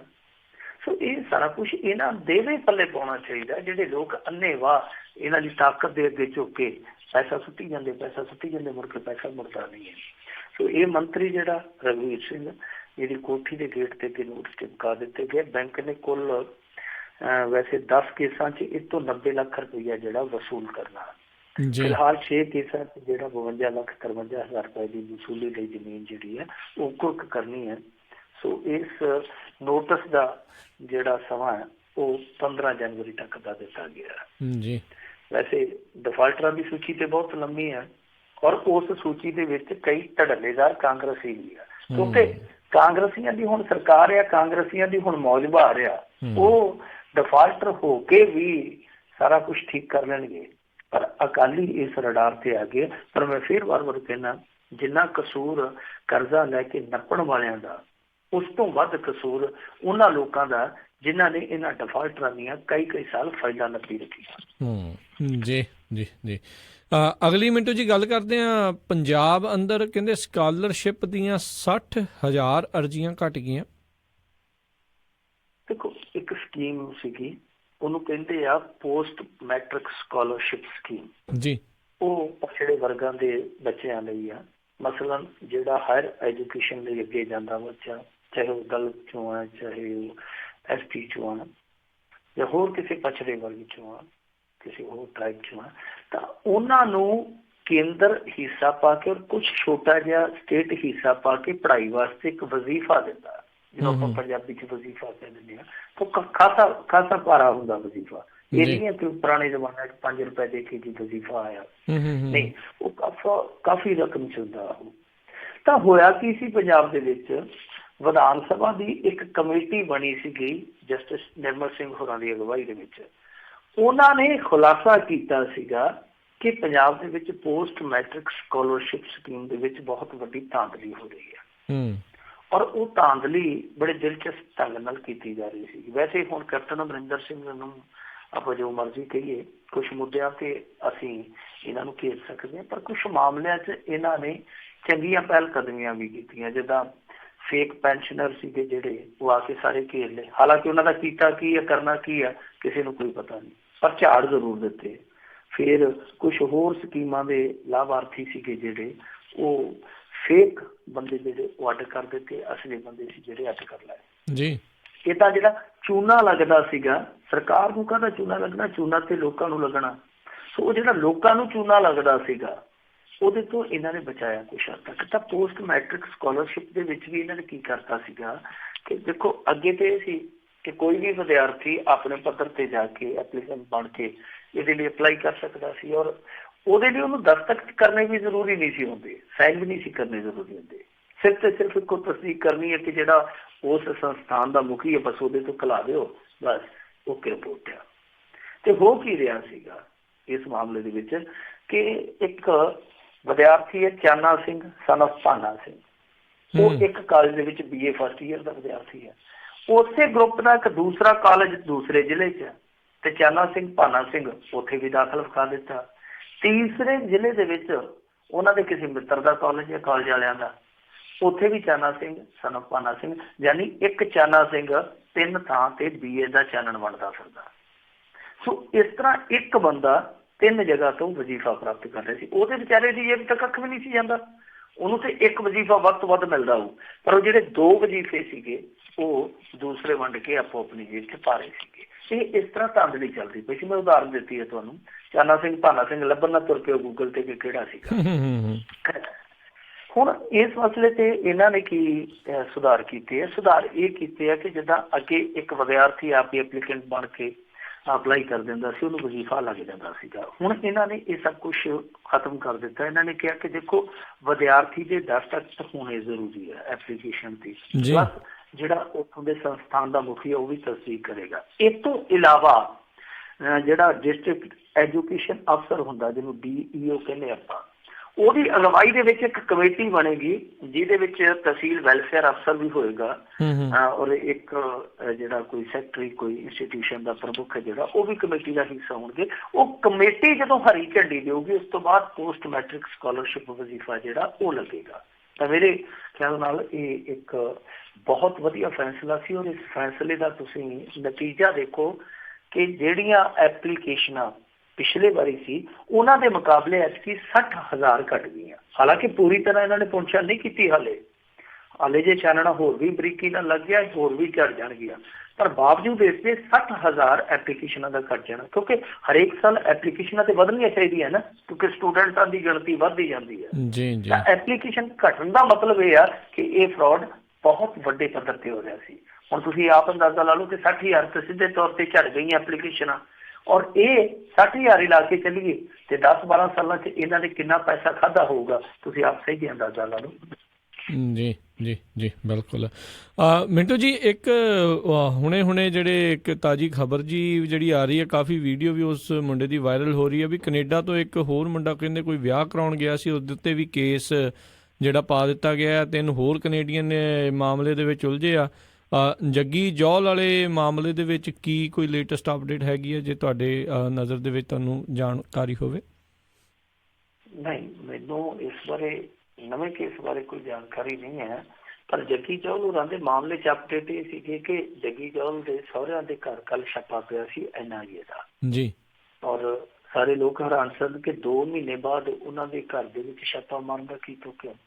ਜੇ ਕੋਈ ਤੁਹਾਨੂੰ ਇਤਰਾਜ਼ਯੋਗ ਚੀਜ਼ ਲੱਗਦੀ ਸੀ ਜਾਂ ਕੋਈ ਲੱਗਦਾ ਸੀਗਾ ਕਿ ਸਬੂਤ ਉੱਥੋਂ ਹਾਸਲ ਹੋ ਸਕਦਾ ਤੇ ਤੁਸੀਂ 2 ਮਹੀਨੇ ਤੱਕ ਸੁੱਤੇ ਰਹੇ ਸੀ, ਤੁਹਾਡੇ ਵਰਗਾ ਫਿਰ ਨਕੰਮਾ ਕੌਣ ਆ ਜੇ ਤੁਸੀਂ ਉਹਦੇ ਸਹੁਰਿਆਂ ਘਰ ਤੱਕ ਹੀ ਨਹੀਂ ਪਹੁੰਚ ਸਕੇ ਹੁਣ ਤੱਕ, ਤੇ ਫਿਰ ਇੰਗਲੈਂਡ 'ਚ ਜਾ ਕੇ ਉਹਦੇ ਘਰ ਦੀ ਤਲਾਸ਼ੀ ਕਦੋਂ ਲੈ ਲਓਗੇ ਤੁਸੀਂ? ਸੋ ਦੂਜੀ ਚੀਜ਼ ਇਹ ਵੀ ਆ ਕਿ ਜਿਹੜਾ ਰਮਨਦੀਪ ਮੁੰਡਾ ਇਸੇ ਕੇਸ ਦੇ ਵਿੱਚ ਫੜਿਆ, ਉਹਦਾ ਭਰਾ ਸਾਹਮਣੇ ਆਇਆ, ਜੋ ਉਹਨੇ ਕਹਾਣੀ ਦੱਸੀ ਆ ਉਹ ਲੋਕ ਕੱਢੇ ਖੜੇ ਕਰ ਦਿੰਦੀ ਆ। ਉਹ ਕਹਿੰਦਾ ਕਿ ਮੈਂ ਆਪਣੇ ਘਰ ਨੂੰ ਤੁਰਿਆ ਆਉਂਦਾ ਸਾਂ, ਮੈਂ ਰਸਤੇ 'ਚ ਆਪਣੀ ਕਾਰ ਵੇਖੀ ਕਿ ਸਾਡੀ ਕਾਰ ਕੌਣ ਲਈ ਜਾਂਦਾ, ਇਹਦੇ ਵਿੱਚ 4-5 ਜਿਹੜੇ ਬੈਠੇ ਆ। ਕਹਿੰਦਾ ਮੇਰੇ ਦਿਲ ਦੇ ਵਿੱਚ ਵੱਜਿਆ ਕਿ ਸਾਡਾ ਮੁੰਡਾ ਵੀ ਮੁੰਡਿਆਂ ਨਾਲ ਤੁਰਿਆ ਫਿਰਦਾ, ਕਹਿੰਦਾ ਲੜਾਈ ਝਗੜਾ ਨਾ ਹੋਵੇ।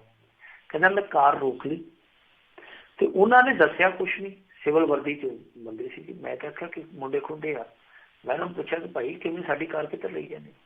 ਉਹਨਾਂ ਨੇ ਕਹਿੰਦਾ ਕੋਈ ਜਵਾਬ ਨਹੀਂ ਦਿੱਤਾ। ਉਹ ਫਿਰ ਉੱਥੋਂ ਟਿਪ ਗਏ ਅੱਗੇ ਤੇ ਮੈਂ ਜਾ ਕੇ ਫਿਰ ਜੋਧੇਵਾਲ ਬਸਤੀ ਦੇ ਕੋਲ ਉਹਨਾਂ ਨੂੰ ਰੋਕ ਲਿਆ ਤੇ ਮੈਂ ਕਿਹਾ ਵੀ ਤੁਸੀਂ ਹੋ ਕੌਣ, ਦੱਸੋ ਤੁਸੀਂ, ਸਾਡਾ ਮੁੰਡਾ ਕਿੱਥੇ ਆ? ਤੇ ਉਹ ਕਹਿੰਦੇ ਤੂੰ ਕੌਣ ਹੈ? ਉਹ ਕਹਿੰਦਾ ਜੀ ਮੈਂ ਭਰਾ ਉਹਦਾ। ਕਹਿੰਦਾ ਬਸ ਮੈਂ ਇੰਨਾ ਕਿਹਾ। ਕਹਿੰਦੇ ਫਿਰ ਤੂੰ ਵੀ ਆ ਜਾ, ਤੈਨੂੰ ਵੀ ਅਸੀਂ ਲਿਜਾਣਾ ਸੀ। ਕਹਿੰਦਾ ਮੈਨੂੰ ਬਿਨਾਂ ਕਿਸੇ ਗੱਲ ਤੋਂ ਚਪੇੜਾ ਮਾਰ ਕੇ ਪੁੱਠੀ ਹੱਥ ਕੜੀ ਲਾ ਕੇ ਕਾਰ ਦੇ ਵਿੱਚ ਸੁੱਟ ਲਿਆ ਔਰ ਉੱਥੋਂ ਅਜੀਤਵਾਲ ਲੈ ਆਇਆ। ਅਜੀਤਵਾਲ ਥਾਣੇ 'ਚ ਲਿਆ ਕੇ ਮੈਨੂੰ 5 ਰਾਤਾਂ ਰੱਖਿਆ, ਨਾ ਚੱਜ ਨਾਲ ਰੋਟੀ ਦਿੱਤੀ ਹੈ, ਔਰ ਇੱਥੋਂ ਤੱਕ ਕਿ ਇੱਕ ਹੀ ਪਾਣੀ ਦਾ ਘੜਾ ਉਹੀ ਫਲਸ਼ ਦੇ ਵਿੱਚ ਵਰਤਣ ਨੂੰ, ਉਹੀ ਬਾਥਰੂਮ ਦੇ ਵਿੱਚ ਵਰਤਣ ਨੂੰ, ਔਰ ਉਹੀ ਰੋਟੀ ਦੇ ਨਾਲ ਵਰਤਣ ਨੂੰ। ਸੋ ਕਹਿੰਦਾ ਕਿ ਮੈਂ ਇਹਦਾ ਕਹਿਰ ਕਦੇ ਨਹੀਂ ਸੀ ਆਪਣੀ ਜ਼ਿੰਦਗੀ 'ਚ ਦੇਖਿਆ ਔਰ ਮੇਰਾ ਕੋਈ ਕਸੂਰ ਹੀ ਨਹੀਂ। ਤੇ 5 ਦਿਨਾਂ ਬਾਅਦ ਉਹ ਮੁੰਡਾ ਕਹਿੰਦਾ ਕਿ ਮੈਨੂੰ ਬਿਨਾਂ ਸ਼ਰਤ ਰਿਹਾ ਵੀ ਕਰ ਦਿੱਤਾ ਗਿਆ। ਕਹਿੰਦਾ ਜੇ ਮੈਂ ਮੁਲਜ਼ਮ ਸੀਗਾ ਤੇ ਫਿਰ ਮੈਨੂੰ ਛੱਡਿਆ ਕਿਉਂ ਗਿਆ? ਔਰ ਜੇ ਮੈਂ ਬੇਗੁਨਾਹ ਸੀ ਤੇ ਜੋ ਮੇਰੇ ਤੇ ਤਸ਼ੱਦਦ ਕੀਤਾ ਗਿਆ, ਜੋ ਮੇਰੀ ਬੇਇੱਜ਼ਤੀ ਕੀਤੀ ਗਈ ਹੈ, ਉਹਦਾ ਹਿਸਾਬ ਕਿਤਾਬ ਕੌਣ ਦੇਊਗਾ? ਸੋ ਕਹਾਣੀਆਂ ਜਿਹੜੀਆਂ ਉਹ ਐਸੀਆਂ ਵੀ ਨਿਕਲਦੀਆਂ ਪਈਆਂ, ਹਾਲੇ ਤੇ ਕਹਾਣੀਆਂ ਹੋਰ ਵੀ ਨਿਕਲ ਸਕਦੀਆਂ ਇਸ ਮਾਮਲੇ 'ਚ, ਅੱਗੇ ਪਤਾ ਨਹੀਂ ਕੀ ਹੋਣਾ। ਪਰ ਕੈਨੇਡਾ ਵਾਲਾ ਜਿਹੜਾ ਤੁਸੀਂ ਮਾਮਲਾ ਦੱਸਿਆ ਇਹ ਮੇਰੇ ਦ੍ਰਿਸ਼ਟੀਗੋਚਰ ਨਹੀਂ ਹੋਇਆ ਹੁਣ ਤੱਕ, ਸ਼ਾਇਦ ਮੈਂ ਦੁਬਾਰਾ ਰਹਿ ਗਿਆ ਹਾਂ ਕਿਉਂਕਿ 2-2.5 ਘੰਟੇ ਹੋ ਗਏ ਆ ਮੈਂ ਇੱਧਰ ਸਾਈਡ ਤੇ ਬੈਠਾ ਜੀ। ਬਿਲਕੁਲ ਇੱਦਾਂ ਹੀ ਕਹਿੰਦੇ ਆ ਜੀ। ਉਸ ਦੇ ਉੱਤੇ ਘਰੇਲੂ ਹਿੰਸਾ ਦਾ ਕੁਛ ਇਸ ਤਰੀਕੇ ਦਾ ਕਹਿੰਦੇ ਕੇਸ ਪਾ ਕੇ ਮੁੰਡੇ ਨੂੰ ਜਿਹੜਾ ਆ ਉਹ ਫਸਾਇਆ ਗਿਆ ਤੇ ਕਹਿੰਦਾ ਮੈਂ ਨਹੀਂ ਆਉਂਦਾ ਹੁਣ ਮੁੜ ਕੇ ਦੁਬਾਰਾ ਪੰਜਾਬ। ਇਹ ਇੱਕ ਬਹੁਤ ਭੈੜਾ ਚੱਲਣ ਇੱਕ ਹਿਸਾਬ ਦੇ ਨਾਲ ਚੱਲ ਰਿਹਾ ਵੀ ਜਿਹੜੇ ਵੀ ਇੱਧਰੋਂ ਕਈ ਜਾ ਰਹੇ ਨੇ ਜਿਨ੍ਹਾਂ ਦੀ ਕੋਈ ਨਿੱਜੀ ਕਿਹੜਾ ਹੁੰਦੀਆਂ ਹੈ, ਕਿਸੇ ਦੇ ਨਾਲ ਸ਼ਰੀਕੇਬਾਜ਼ੀ 'ਚ ਹੋਵੇ ਜਾਂ ਕੋਈ ਕਿਸੇ ਨੂੰ ਜੈਲਸੀ ਈਰਖਾ ਕਰਦਾ ਹੋਵੇ ਤਾਂ ਇੱਦਾਂ ਦਾ ਕੰਮ ਜਿਹੜਾ ਕਰਵਾ ਰਹੇ ਆ, ਜੋ ਕਿ ਇੱਕ ਮਾੜੀ ਗੱਲ ਆ। ਪੰਜਾਬੀ ਜਾਣੇ ਜਾਂਦੇ ਆਪਣੇ ਭਾਈਚਾਰੇ। ਇਹਦੇ 'ਚ ਹੁਣ ਹੋਣਾ ਇਹ ਚਾਹੀਦਾ, ਕੈਪਟਨ ਸਰਕਾਰ ਦੀ ਇਹਦੇ 'ਚ ਬੜੀ ਬਦਨਾਮੀ ਹੋਣੀ ਕਿਉਂਕਿ NRI ਪਹਿਲੇ ਕੈਪਟਨ ਤੇ ਸ਼ੱਕ ਕਰਦੇ ਆ, ਚਿੜ ਕੱਢ ਰਿਹਾ ਸਾਡੇ ਨਾਲ ਜੀ। ਇਹ ਹੁਣ ਜਾਂ ਤੇ ਕੈਪਟਨ ਸਾਹਿਬ ਇਹ ਕਰੇ ਕਿ ਜੇ ਕੋਈ NRI ਆਉਂਦਾ ਉਹਦੀ ਗ੍ਰਿਫਤਾਰੀ ਤੋਂ ਪਹਿਲਾਂ ਕੋਈ ਪਰਮਿਸ਼ਨ ਰੱਖੀ ਜਾਵੇ ਕਿ ਕੋਈ DC ਪੱਧਰ ਦਾ ਜਾਂ DIG ਪੱਧਰ ਦਾ ਬੰਦਾ ਜਿਹੜਾ ਪਹਿਲਾਂ ਜਾਂਚ ਕਰੇ ਕਿ ਹਾਂ ਵਾਕਿਆ ਮਾਮਲਾ ਬਣਦਾ ਵੀ ਹੈ ਕਿ ਨਹੀਂ ਬਣਦਾ। ਜੀ ਜੀ ਜੀ, ਘੱਟੋ ਘੱਟ ਕੋਈ ਨਾ ਕੋਈ ਇਸ ਤਰ੍ਹਾਂ ਦਾ ਪ੍ਰਬੰਧ ਕੀਤਾ ਜਾਵੇ, ਨਹੀਂ ਤੇ ਫਿਰ ਉਲਝਣ ਵੱਧ ਜਾਵੇਗੀ। ਕੱਲ ਨੂੰ NRI ਜਿਹੜੇ ਉਹ ਵੀ ਲਾਮਬੰਦੀ ਸ਼ੁਰੂ ਕਰ ਦੇਣਗੇ, ਜੇ ਇਹਨਾਂ ਦਾ ਕੋਈ ਬੰਦਾ ਜਾਊਗਾ ਫਿਰ ਉਹ ਚੀਜ਼ ਭੌਂਕੇ ਉੱਥੇ ਦੀ ਉੱਥੇ ਪਹੁੰਚ ਜਾਂਦੀ ਹੈ। ਜੀ ਜੀ, ਤੇ ਬਿਲਕੁਲ ਮਿੰਟੂ ਜੀ, ਇੱਥੇ ਆਪਾਂ ਇੱਕ ਹੋਰ ਛੋਟੀ ਜਿਹੀ ਬ੍ਰੇਕ ਲਵਾਂਗੇ ਤੇ ਬ੍ਰੇਕ ਤੋਂ ਬਾਅਦ ਮੁੜ ਕੇ ਵਾਪਸ ਆਉਂਦੇ ਹਾਂ। ਤੇ ਸਰੋਤੇ ਜੇ ਤੁਹਾਡੇ ਕੋਈ ਸਵਾਲ ਹੈਗੇ ਨੇ, ਤੁਸੀਂ ਪੁੱਛਣਾ ਚਾਹੁੰਦੇ ਹੋ ਤਾਂ ਤੁਸੀਂ ਕਾਲ ਕਰ ਸਕਦੇ ਹੋ। ਫਿਰ ਨੰਬਰ 408-272-5200 ਦੇ ਉੱਤੇ 4082725200 ਇਸ ਨੰਬਰ ਦੇ ਉੱਤੇ ਕਾਲ ਕਰਕੇ ਤੁਸੀਂ ਵੀ ਮਿੰਟੂ ਜੀ ਨੂੰ ਕੋਈ ਸਵਾਲ ਪੁੱਛਣਾ ਚਾਹੁੰਦੇ ਹੋ ਤਾਂ ਫਿਰ ਪੁੱਛ ਸਕੋਗੇ। ਮਿਲਦੇ ਹਾਂ ਤੁਹਾਨੂੰ ਸਾਰਿਆਂ ਨੂੰ ਇੱਕ ਛੋਟੀ ਜਿਹੀ ਕਮਰਸ਼ੀਅਲ ਬ੍ਰੇਕ ਤੋਂ ਬਾਅਦ।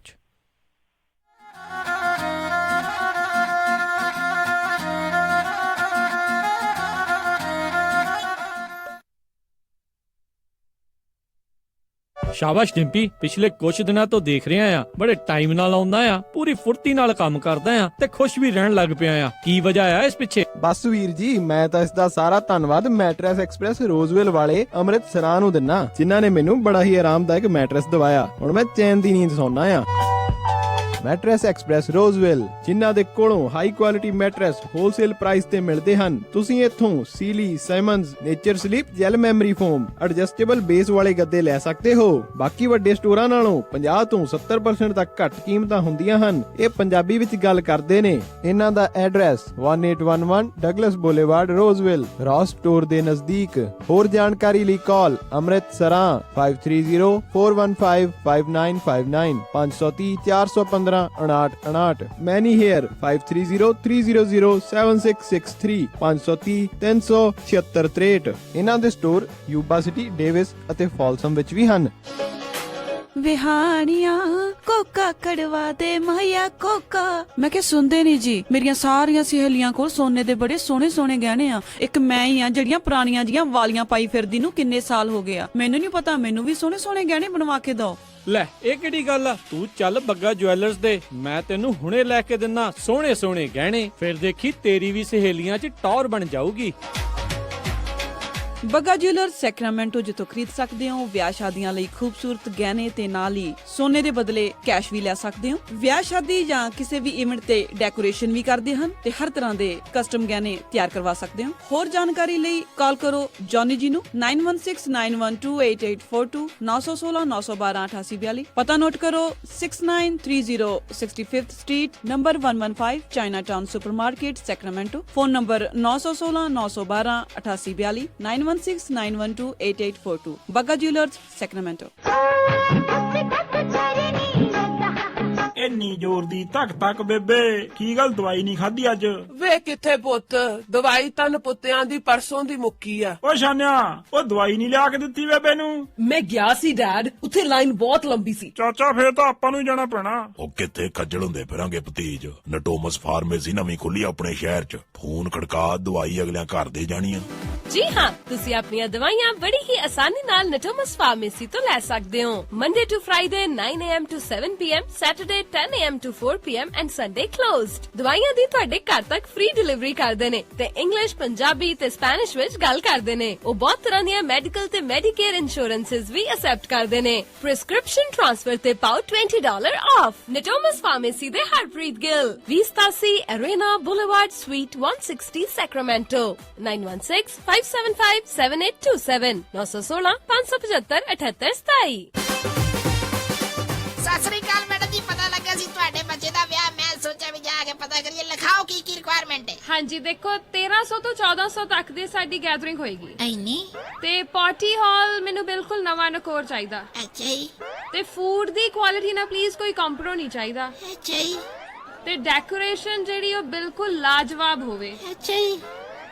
ਐਂਡ ਮੋਰ ਓਵਰ ਇੰਨੀ ਕੁ ਗੈਦਰਿੰਗ ਆ ਤਾਂ ਪਾਰਕਿੰਗ ਸਪੇਸ ਵੀ ਖੁੱਲੀ ਹੋਣੀ ਚਾਹੀਦੀ ਆ। ਚੰਗਾ ਵੇ ਮੈਡਮ ਜੀ, ਮੈਂ ਤੇ ਚੱਲਦਾ। ਹੁਣ ਤੁਸੀਂ ਕਿੱਥੇ ਚੱਲੇ? ਇੰਨਾ ਵੱਡਾ ਕੰਮ ਸਾਡੇ ਕੋਲੋਂ ਨਹੀਂ ਸੰਭਿਆ ਜਾਣਾ। ਮਿਰਾਜ ਫॉर ਯੂ ਵਾਲੇ ਰਾਜਾ ਸਿੰਘ ਨੂੰ ਫੋਨ ਕਰ ਲਓ। ਮਿਰਾਜ ਬੈਂਕਟ ਹਾਲ, ਜਿਨ੍ਹਾਂ ਕੋਲ ਨੇ 2 ਬੈਂਕਟ ਹਾਲ 300 ਤੇ 1000 ਦੀ ਕੈਪੈਸਿਟੀ ਵਾਲੇ। ਮਿਰਾਜ ਬੈਂਕਟ ਹਾਲ, ਜਿਨ੍ਹਾਂ ਕੋਲ ਹੈ ਨੰਬਰ 1 ਕੇਟਰਿੰਗ ਇਨ ਟਾਊਨ, ਬੈਸਟ ਸਵੀਟਸ ਤੇ ਤੁਹਾਡੇ ਫੰਕਸ਼ਨ ਲਈ best ambience.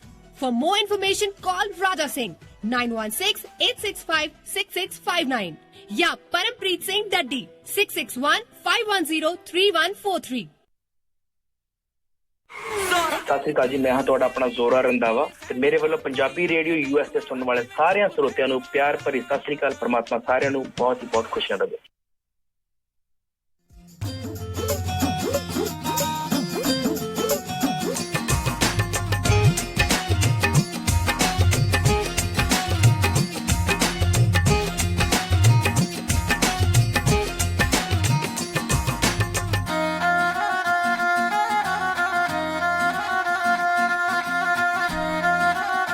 Punjabi radio USA ਸੁਣ ਰਹੇ ਸਾਰੇ ਸਰੋਤਿਆਂ ਨੂੰ ਇੱਕ ਵਾਰੀ ਫੇਰ ਸਵਾਗਤ ਕਰਦੇ ਹਾਂ ਸਾਰਿਆਂ ਦਾ ਬ੍ਰੇਕ ਤੋਂ ਬਾਅਦ। ਮਿੰਟੂ ਜੀ, ਜੀ ਆਇਆਂ ਨੂੰ, ਸਵਾਗਤ ਹੈ ਜੀ। ਤੇ ਸਰੋਤੇ ਪ੍ਰੋਗਰਾਮ ਚੱਲ ਰਿਹਾ ਜੀ ਖਬਰ ਤੇ ਨਜ਼ਰ। ਤੁਹਾਡਾ ਵੀ ਕੋਈ ਸਵਾਲ ਹੈਗਾ ਮਿੰਟੂ ਜੀ ਦੇ ਲਈ ਤਾਂ ਤੁਸੀਂ ਕਾਲ ਕਰ ਸਕਦੇ ਹੋ 408 272 5200 4082725200 ਦੇ ਉੱਤੇ। ਮਿੰਟੂ ਜੀ ਆਪਾਂ ਨੇ ਹਰ ਵਾਰੀ ਜਦੋਂ ਆਪਾਂ ਪ੍ਰੋਗਰਾਮ ਕਰਦੇ ਹਾਂ ਆਧਾਰ ਕਾਰਡ ਕਿਤੇ ਨਾ ਕਿਤੇ ਜ਼ਰੂਰ ਪੁੱਛਦੇ ਨੇ। ਤੁਸੀਂ ਵੀ ਜਿਹੜਾ ਦੱਸਿਆ ਸੀ, ਮੈਂ ਵੀ ਆਪਣੇ ਸਰੋਤਿਆਂ ਨੂੰ ਦੱਸਣ ਦੀ ਕੋਸ਼ਿਸ਼ ਕੀਤੀ ਸੀ ਵੀ ਉਹ ਜਿਹੜਾ ਨੋਟੀਫਿਕੇਸ਼ਨ ਜਿਹੜਾ ਕੇਂਦਰ ਵੱਲੋਂ ਜਾਰੀ ਹੋਇਆ ਉਹ ਇੱਕ ਗਾਈਡਲਾਈਨਸ ਦਿੱਤੀਆਂ ਆ ਉਹਨਾਂ ਨੇ ਸੂਬੇ ਦੀਆਂ ਸਰਕਾਰਾਂ ਨੂੰ ਵੀ ਤੁਸੀਂ ਆਪਣੇ ਪੱਧਰ ਦੇ ਉੱਤੇ ਜਿਹੜਾ ਉਹ ਦੇਖਣਾ ਆ। ਨਾਲ ਉਸ ਦੇ ਵਿੱਚ ਇਹ ਵੀ ਲਿਖਿਆ ਵੀ ਤੁਸੀਂ ਕਿਸੇ ਨੂੰ ਜ਼ੋਰ ਜ਼ਬਰਦਸਤੀ ਨਹੀਂ ਕਰ ਸਕਦੇ ਵੀ ਜੇ ਉਹਨਾਂ ਦੇ ਆਧਾਰ ਕਾਰਡ ਨਹੀਂ ਹੈਗੇ ਤਾਂ ਉਹਨਾਂ ਦੀ ਕਿਸੇ ਹੋਰ ਤਰੀਕੇ ਦੇ ਨਾਲ ਜਿਹੜੀ ਸ਼ਨਾਖਤ ਜਾਂ ਪਹਿਚਾਣ ਜਿਹੜੀ ਕਰਕੇ ਤੇ ਉਹ ਜਿਹੜੇ ਬੈਂਕ ਦੇ ਖਾਤੇ ਉਸ ਚੀਜ਼ਾਂ ਦੇ ਨਾਲ ਜਿਹੜਾ ਲਿੰਕ ਕੀਤਾ ਜਾਵੇ। 31 ਜਿਹੜੀ ਮਾਰਚ ਆ ਉਹ ਸਕੀਮਾਂ ਦੇ ਨਾਲ ਲਿੰਕ ਕਰਨ ਦਾ ਆਧਾਰ ਕਾਰਡ ਨੂੰ ਜਿਹੜੀ ਤਰੀਕ ਜ਼ਰੂਰ ਰੱਖੀ ਆ, ਪਰ ਇਸ ਦਾ ਮਤਲਬ ਇਹ ਨਹੀਂ ਆ ਵੀ ਤੁਸੀਂ ਉਸ ਤੋਂ ਬਾਅਦ ਦੇ ਵਿੱਚ ਆਧਾਰ ਕਾਰਡ ਜਿਹੜੇ ਉਹ ਨਹੀਂ ਬਣਾ ਸਕਦੇ। ਉਹ ਕਹਿੰਦੇ ਸ਼ਾਇਦ ਉਹ ਬਣਦੇ ਰਹਿਣਗੇ, ਪਰ ਬਹੁਤੀ ਉਹਨਾਂ ਨੇ ਖੁੱਲ੍ਹ ਕਿਤੇ ਨਾ ਕਿਤੇ ਜਿਹੜੇ ਆ ਉਹ ਸੂਬਿਆਂ ਨੂੰ ਦਿੱਤੀ ਆ ਵੀ ਤੁਸੀਂ ਆਪਣੇ ਪੱਧਰ ਦੇ ਉੱਤੇ ਜਿਹੜੇ ਰੂਲ ਆ ਉਹ ਬਣਾਉਣੇ ਆ। ਕਿਉਂਕਿ ਬਹੁਤ ਸਾਰੇ ਜਿਹੜੇ ਸਰੋਤੇ ਆਪਾਂ ਨੂੰ ਲਗਾਤਾਰ of the air on the air ਜਿਹੜੇ ਕਾਲ ਕਰਦੇ ਰਹਿੰਦੇ ਆ, ਉਹ ਪੁੱਛਦੇ ਰਹਿੰਦੇ ਨੇ ਵੀ ਕੀ ਬਣੂ ਆਧਾਰ ਕਾਰਡਾਂ ਦਾ, ਜਾਣਾ ਪਊਗਾ ਕੀ ਹੋਊਗਾ। ਅਜੇ ਵੀ ਬਹੁਤ ਇਸ ਚੀਜ਼ ਨੂੰ ਲੈ ਕੇ ਮਿੰਟੂ ਜੀ ਮੈਂ ਕਹੂੰਗਾ ਵੀ ਕਾਫੀ ਧੁੰਦਲਾਪਨ ਜਿਹਾ ਹੈਗਾ ਆ, ਕਲੈਰਿਟੀ ਨਹੀਂ, ਕਿਉਂਕਿ ਅਜੇ ਵੀ ਸੁਪਰੀਮ ਕੋਰਟ ਦੇ ਵਿੱਚ ਕੇਸ ਅਜੇ ਵੀ ਚੱਲ ਰਿਹਾ। ਜੀ ਬਿਲਕੁਲ, ਇਹ ਭੰਬਲ ਭੂਸਰ ਤੇ ਬੀਰਬਲ ਦੀ ਖਿਚੜੀ ਵਰਗਾਈ ਹੈ, ਪਤਾ ਨਹੀਂ ਲੱਗਦਾ ਕੀ ਬਣਨਾ ਅੱਗੇ ਚੱਲ ਕੇ। ਸੋ ਇੱਕ ਡੈਡਲਾਈਨ ਜਿੱਦਾਂ ਤੁਸੀਂ ਦੱਸੀ ਕਿ ਉਹ ਅਲੱਗ ਆ। ਸੁਪਰੀਮ ਕੋਰਟ 'ਚ ਜਿਹੜਾ ਮਾਮਲਾ ਕਿ ਇਹ ਆਧਾਰ ਕਾਰਡ ਲਾਜ਼ਮੀ ਹਰੇਕ ਜਗ੍ਹਾ ਜਾਂ ਇਹ ਕਿਸੇ ਦੀ ਮਰਜ਼ੀ ਤੇ ਨਿਰਭਰ ਹੈ ਦਿੰਦਾ ਜਾਂ ਨਹੀਂ ਦਿੰਦਾ, ਇਹ ਦੋ ਚੀਜ਼ਾਂ ਵੱਖੋ ਵੱਖਰੀਆਂ ਚੱਲਦੀਆਂ ਪਈਆਂ। ਤਾਂ ਸਟੇਟ ਦਾ ਜਿੱਥੋਂ ਤੱਕ ਮਸਲਾ ਹੈ ਤਾਂ ਮੇਰੇ ਖਿਆਲ ਦੇ ਨਾਲ ਪੰਜਾਬ ਗੌਰਮੈਂਟ ਨੂੰ ਹੁਣ ਤੱਕ, ਕਿਉਂਕਿ ਤੁਹਾਨੂੰ ਪਤਾ NRI ਜਿਹੜੇ ਪੰਜਾਬ ਜਾਂ ਗੁਜਰਾਤ 'ਚ ਹੋ ਜਾਂਦੇ ਆ, ਤੇ ਇਹਨਾਂ ਦੋ ਸੂਬਿਆਂ ਨੂੰ ਹੁਣ ਤੱਕ ਸਪਸ਼ਟ ਕਰ ਦੇਣੀ ਚਾਹੀਦੀ ਸੀ ਸਥਿਤੀ, ਤਾਂ ਕਿ ਜਿਹੜੇ NRIs ਆ ਉਹ ਭੰਬਲ ਭੂਸੇ ਦਾ ਸ਼ਿਕਾਰ ਨਾ ਹੋਣ। ਇਹਨਾਂ ਨੂੰ ਆਪਣੇ ਵੱਖਰੇ ਤੌਰ ਤੇ ਕਿਉਂਕਿ ਦੇਖੋ ਜੇ ਇਹਨਾਂ ਨੂੰ ਅਖਤਿਆਰਾਤ ਮਿਲ ਗਏ ਆ ਕਿ ਤੁਸੀਂ ਆਪਣੇ ਪੱਧਰ ਤੇ ਕੋਈ ਵੀ ਗਾਈਡਲਾਈਨ ਜਿਹੜੀ ਉਹ ਤੈਅ ਕਰ ਸਕਦੇ ਹੋ, ਕੋਈ ਨਿਯਮਾਵਲੀ ਤੁਸੀਂ ਬਣਾ ਸਕਦੇ ਹੋ, ਤੇ ਇਹਨਾਂ ਨੂੰ ਹੁਣ ਤੱਕ ਸਪਸ਼ਟ ਰੂਪ 'ਚ ਬਣਾ ਦੇਣੀ ਚਾਹੀਦੀ ਸੀ। ਹੁਣ ਤੇ ਫੇਸਬੁੱਕ ਵਾਲੇ ਬਣਾਈ ਜਾਂਦੇ, ਉਹ ਕਹਿੰਦੇ ਕਿ ਹੋ ਸਕਦਾ ਆਉਣ ਵਾਲੇ ਸਮੇਂ 'ਚ ਅਸੀਂ ਇੰਡੀਅਨਸ ਲੋਕਾਂ ਤੋਂ ਆਧਾਰ ਕਾਰਡ ਲਈਏ ਕਿਉਂਕਿ ਇੱਥੇ ਐਵੇਂ ਫੇਕ ਹੀ ਘੋੜੇ ਭਜਾਈ ਫਿਰਦੇ ਆ। ਜੇ ਉਦੋਂ ਤੱਕ ਗੱਲਾਂ ਗਈਆਂ ਹੀ ਚਲੀਆਂ ਤਾਂ ਫਿਰ ਮੇਰੇ ਖਿਆਲ ਦੇ ਨਾਲ ਉਹਨਾਂ ਦੋ ਸੂਬਿਆਂ ਨੂੰ ਘੱਟੋ ਘੱਟ ਵਿੱਚ ਕੇਰਲ ਨੂੰ ਵੀ ਲੈ ਲਓ, ਇਹ ਜਿਹੜੇ 2-3 ਸੂਬੇ ਆ ਇਹਨਾਂ ਨੂੰ ਹੁਣ ਤੱਕ ਸਪਸ਼ਟ ਕਰ ਦੇਣਾ ਚਾਹੀਦਾ ਸੀਗਾ ਕਿ ਭਾਈ ਅਸੀਂ ਆਹ ਗਾਈਡਲਾਈਨ ਬਣਾਵਾਂਗੇ। ਜੇ ਕਿਸੇ ਪ੍ਰਵਾਸੀ ਦੇ ਕੋਲ ਮੰਨ ਲਓ ਨਹੀਂ ਹੈਗਾ ਆਧਾਰ ਕਾਰਡ ਤਾਂ ਇਹ ਨਹੀਂ ਹੈ ਕਿ ਉਹਨਾਂ ਦੇ ਕੋਲ ਜਿਹੜੇ ਦੂਸਰੇ ਡਾਕੂਮੈਂਟ ਹੈ ਉਹਨਾਂ ਨੂੰ ਰੱਦ ਕਰ ਦਿੱਤਾ ਜਾਊਗਾ, ਜਿਹੜੇ ਉਧਰ ਉਹਨਾਂ ਦੇ ਵੈਲਿਡ ਡਾਕੂਮੈਂਟ ਹੈ ਉਹਨਾਂ ਨੂੰ ਇੱਥੇ ਮੰਨ ਲਿਆ ਜਾਵੇ ਕਿ ਠੀਕ ਹੈ ਕਿ ਇਹ ਵੀ ਇੱਕ ਪਛਾਣ ਪੱਤਰ ਦੇ ਵਿੱਚ ਆਉਣ ਵਾਲਾ ਹੀ ਡਾਕੂਮੈਂਟ ਹੈ। ਬਿਲਕੁਲ ਜੀ। ਤੇ ਆਪਾਂ ਹੁਣ ਆਪਣੀਆਂ ਕਾਲਸ ਦੇ ਵੱਲ ਵੱਧਦੇ ਹਾਂ। ਆਪਣੇ ਨਾਲ ਕਾਲਰ ਜੁੜ ਚੁੱਕੇ ਨੇ ਸਤਨਾਮ ਸਿੰਘ ਜੀ, ਸਵਾਗਤ ਹੈ। ਸਤਿ ਸ਼੍ਰੀ ਅਕਾਲ ਜੀ। ਸਤਿ ਸ਼੍ਰੀ ਅਕਾਲ ਦੋਨਾਂ ਵੀਰਾਂ ਨੂੰ ਜੀ। ਸਤਿ ਸ਼੍ਰੀ ਅਕਾਲ ਜੀ। ਮਿੰਟੂ ਗੁਰਸਰੀਆ ਜੀ, ਸਭ ਤੋਂ ਪਹਿਲਾਂ ਤੁਹਾਡਾ ਬਹੁਤ ਬਹੁਤ ਧੰਨਵਾਦ ਕਰਦਾ ਇਸ ਸਾਲ ਦੇ ਜੋ ਤੁਸੀਂ ਸੇਵਾਵਾਂ ਦਿੱਤੀਆਂ, ਤੇ ਆਸ ਕਰਦਾ ਤੁਹਾਨੂੰ ਨਵਾਂ ਸਾਲ ਸੁੱਖ ਸ਼ਾਂਤੀ ਅਤੇ ਖੁਸ਼ੀਆਂ ਭਰਿਆ ਪੂਰੇ ਪਰਿਵਾਰ ਨੂੰ ਆਵੇ, ਤੇ ਇਸੇ ਤਰ੍ਹਾਂ ਆਸ ਕਰਦੇ ਤੁਸੀਂ ਸੇਵਾ ਕਰਦੇ ਰਹੋ। ਤੇ ਵੀਰ ਜੀ ਮੇਰਾ ਕੁਐਸਚਨ ਇਹ ਹੈ ਵੀ ਬਹੁਤ ਚਿਰ ਪਹਿਲਾਂ ਆਪਣੇ ਪ੍ਰੋਫੈਸਰ ਦਵਿੰਦਰ ਸਿੰਘ ਜੀ ਭੁੱਲਰ ਹੋਣਾ ਨੂੰ ਉਹਨਾਂ ਨੂੰ ਆਪਣੇ ਪਰੋਲ ਤੇ ਛੱਡਿਆ ਸੀ, ਮੁੜ ਕੇ ਉਹਨੇ ਕੋਈ ਖਬਰਾਂ ਉਹਨਾਂ ਕੀ ਹਾਲਾਤ, ਸਿਹਤ ਕਿੱਦਾਂ ਤੇ ਕੀ ਉਹਨਾਂ ਦੇ ਕੇਸ ਦੀ ਬਣਿਆ, ਕੋਈ ਦੱਸ ਸਕਦੇ ਬਾਰੇ ਪਲੀਜ਼? ਬਹੁਤ ਧੰਨਵਾਦ ਜੀ। ਦੇਖੋ ਪੈਰੋਲ ਤੋਂ ਬਾਅਦ ਇੱਕ ਵਾਰੀ ਫੇਰ ਅੰਦਰ ਗਏ ਸੀ, ਫੇਰ ਪੈਰੋਲ ਮਿਲ ਗਈ ਸੀ ਉਹਨਾਂ ਨੂੰ, ਜਾਂ ਥੋੜੇ ਹਫ਼ਤੇ ਪਹਿਲਾਂ ਤੇ ਬਾਹਰ ਸੀ, ਹੁੰਦਾ ਤਾਂ ਮੈਨੂੰ ਪਤਾ ਨਹੀਂ ਹੈ। ਤੇ ਸਿਹਤ ਜਿਹੜੀ ਆ ਉਹਨਾਂ ਦੀ ਸਿਹਤ ਦੇਖੋ ਪੂਰੀ ਤਰ੍ਹਾਂ ਠੀਕ ਨਹੀਂ ਕਿਹਾ ਜਾ ਸਕਦਾ, ਕਿਉਂਕਿ ਬਹੁਤ ਲੰਮਾ ਸਮਾਂ ਜਿਹੜਾ ਭੁੱਲਰ ਆ ਉਹ ਇੱਕ ਕਾਲ ਕੋਠੜੀ ਚ ਰਿਹਾ ਜੀ। ਕਾਲ ਕੋਠੜੀ ਏਦਾਂ ਦੀ ਕਾਲ ਕੋਠੜੀ ਕਿ ਦੇਖੋ ਕੁਛ ਫੀਟ ਜਗ੍ਹਾ ਜਿੱਥੇ ਸੂਰਜ ਹੀ ਨਹੀਂ ਦਿਖਣਾ ਤੁਹਾਨੂੰ, ਕਿਉਂਕਿ ਫਾਂਸੀ ਜਦੋਂ ਤੱਕ ਤੁਹਾਡੀ ਟੁੱਟਦੀ ਨਹੀਂ, ਚਾਹੇ ਉਹ ਸਾਲ ਨੂੰ ਟੁੱਟ ਜਾਵੇ, ਚਾਹੇ 2 ਸਾਲਾਂ ਨੂੰ, ਚਾਹੇ 6 ਸਾਲਾਂ ਨੂੰ, ਤੁਹਾਨੂੰ ਉਹਨਾਂ ਨੇ ਕੋਠੀ ਚੋਂ ਬਾਹਰ ਨਹੀਂ ਕੱਢਣਾ। ਤਾਂ ਦਵਿੰਦਰਪਾਲ ਸਿੰਘ ਭੁੱਲਰ ਉਸ ਕੋਠੀ 'ਚ ਰਹਿ ਕੇ ਬਹੁਤ ਬੁਰੀ ਤਰ੍ਹਾਂ ਮਾਨਸਿਕ ਤੌਰ ਤੇ ਟੁੱਟ ਚੁੱਕਾ। ਹਾਲਾਂਕਿ ਰਹਿਤ ਉਹਨੂੰ ਇਹ ਮਿਲ ਗਈ ਆ ਕਿ ਉਹ ਪੰਜਾਬ ਦੀ ਜੇਲ੍ਹ ਦੇ ਵਿੱਚ ਸ਼ਿਫਟ ਹੋ ਗਿਆ, ਔਰ ਸ਼ਿਫਟ ਹੁੰਦਿਆਂ ਸਾਰ ਉਹਨੂੰ ਪੈਰੋਲ ਮਿਲਣੀ ਸ਼ੁਰੂ ਹੋ ਗਈ ਰੈਗੂਲਰ।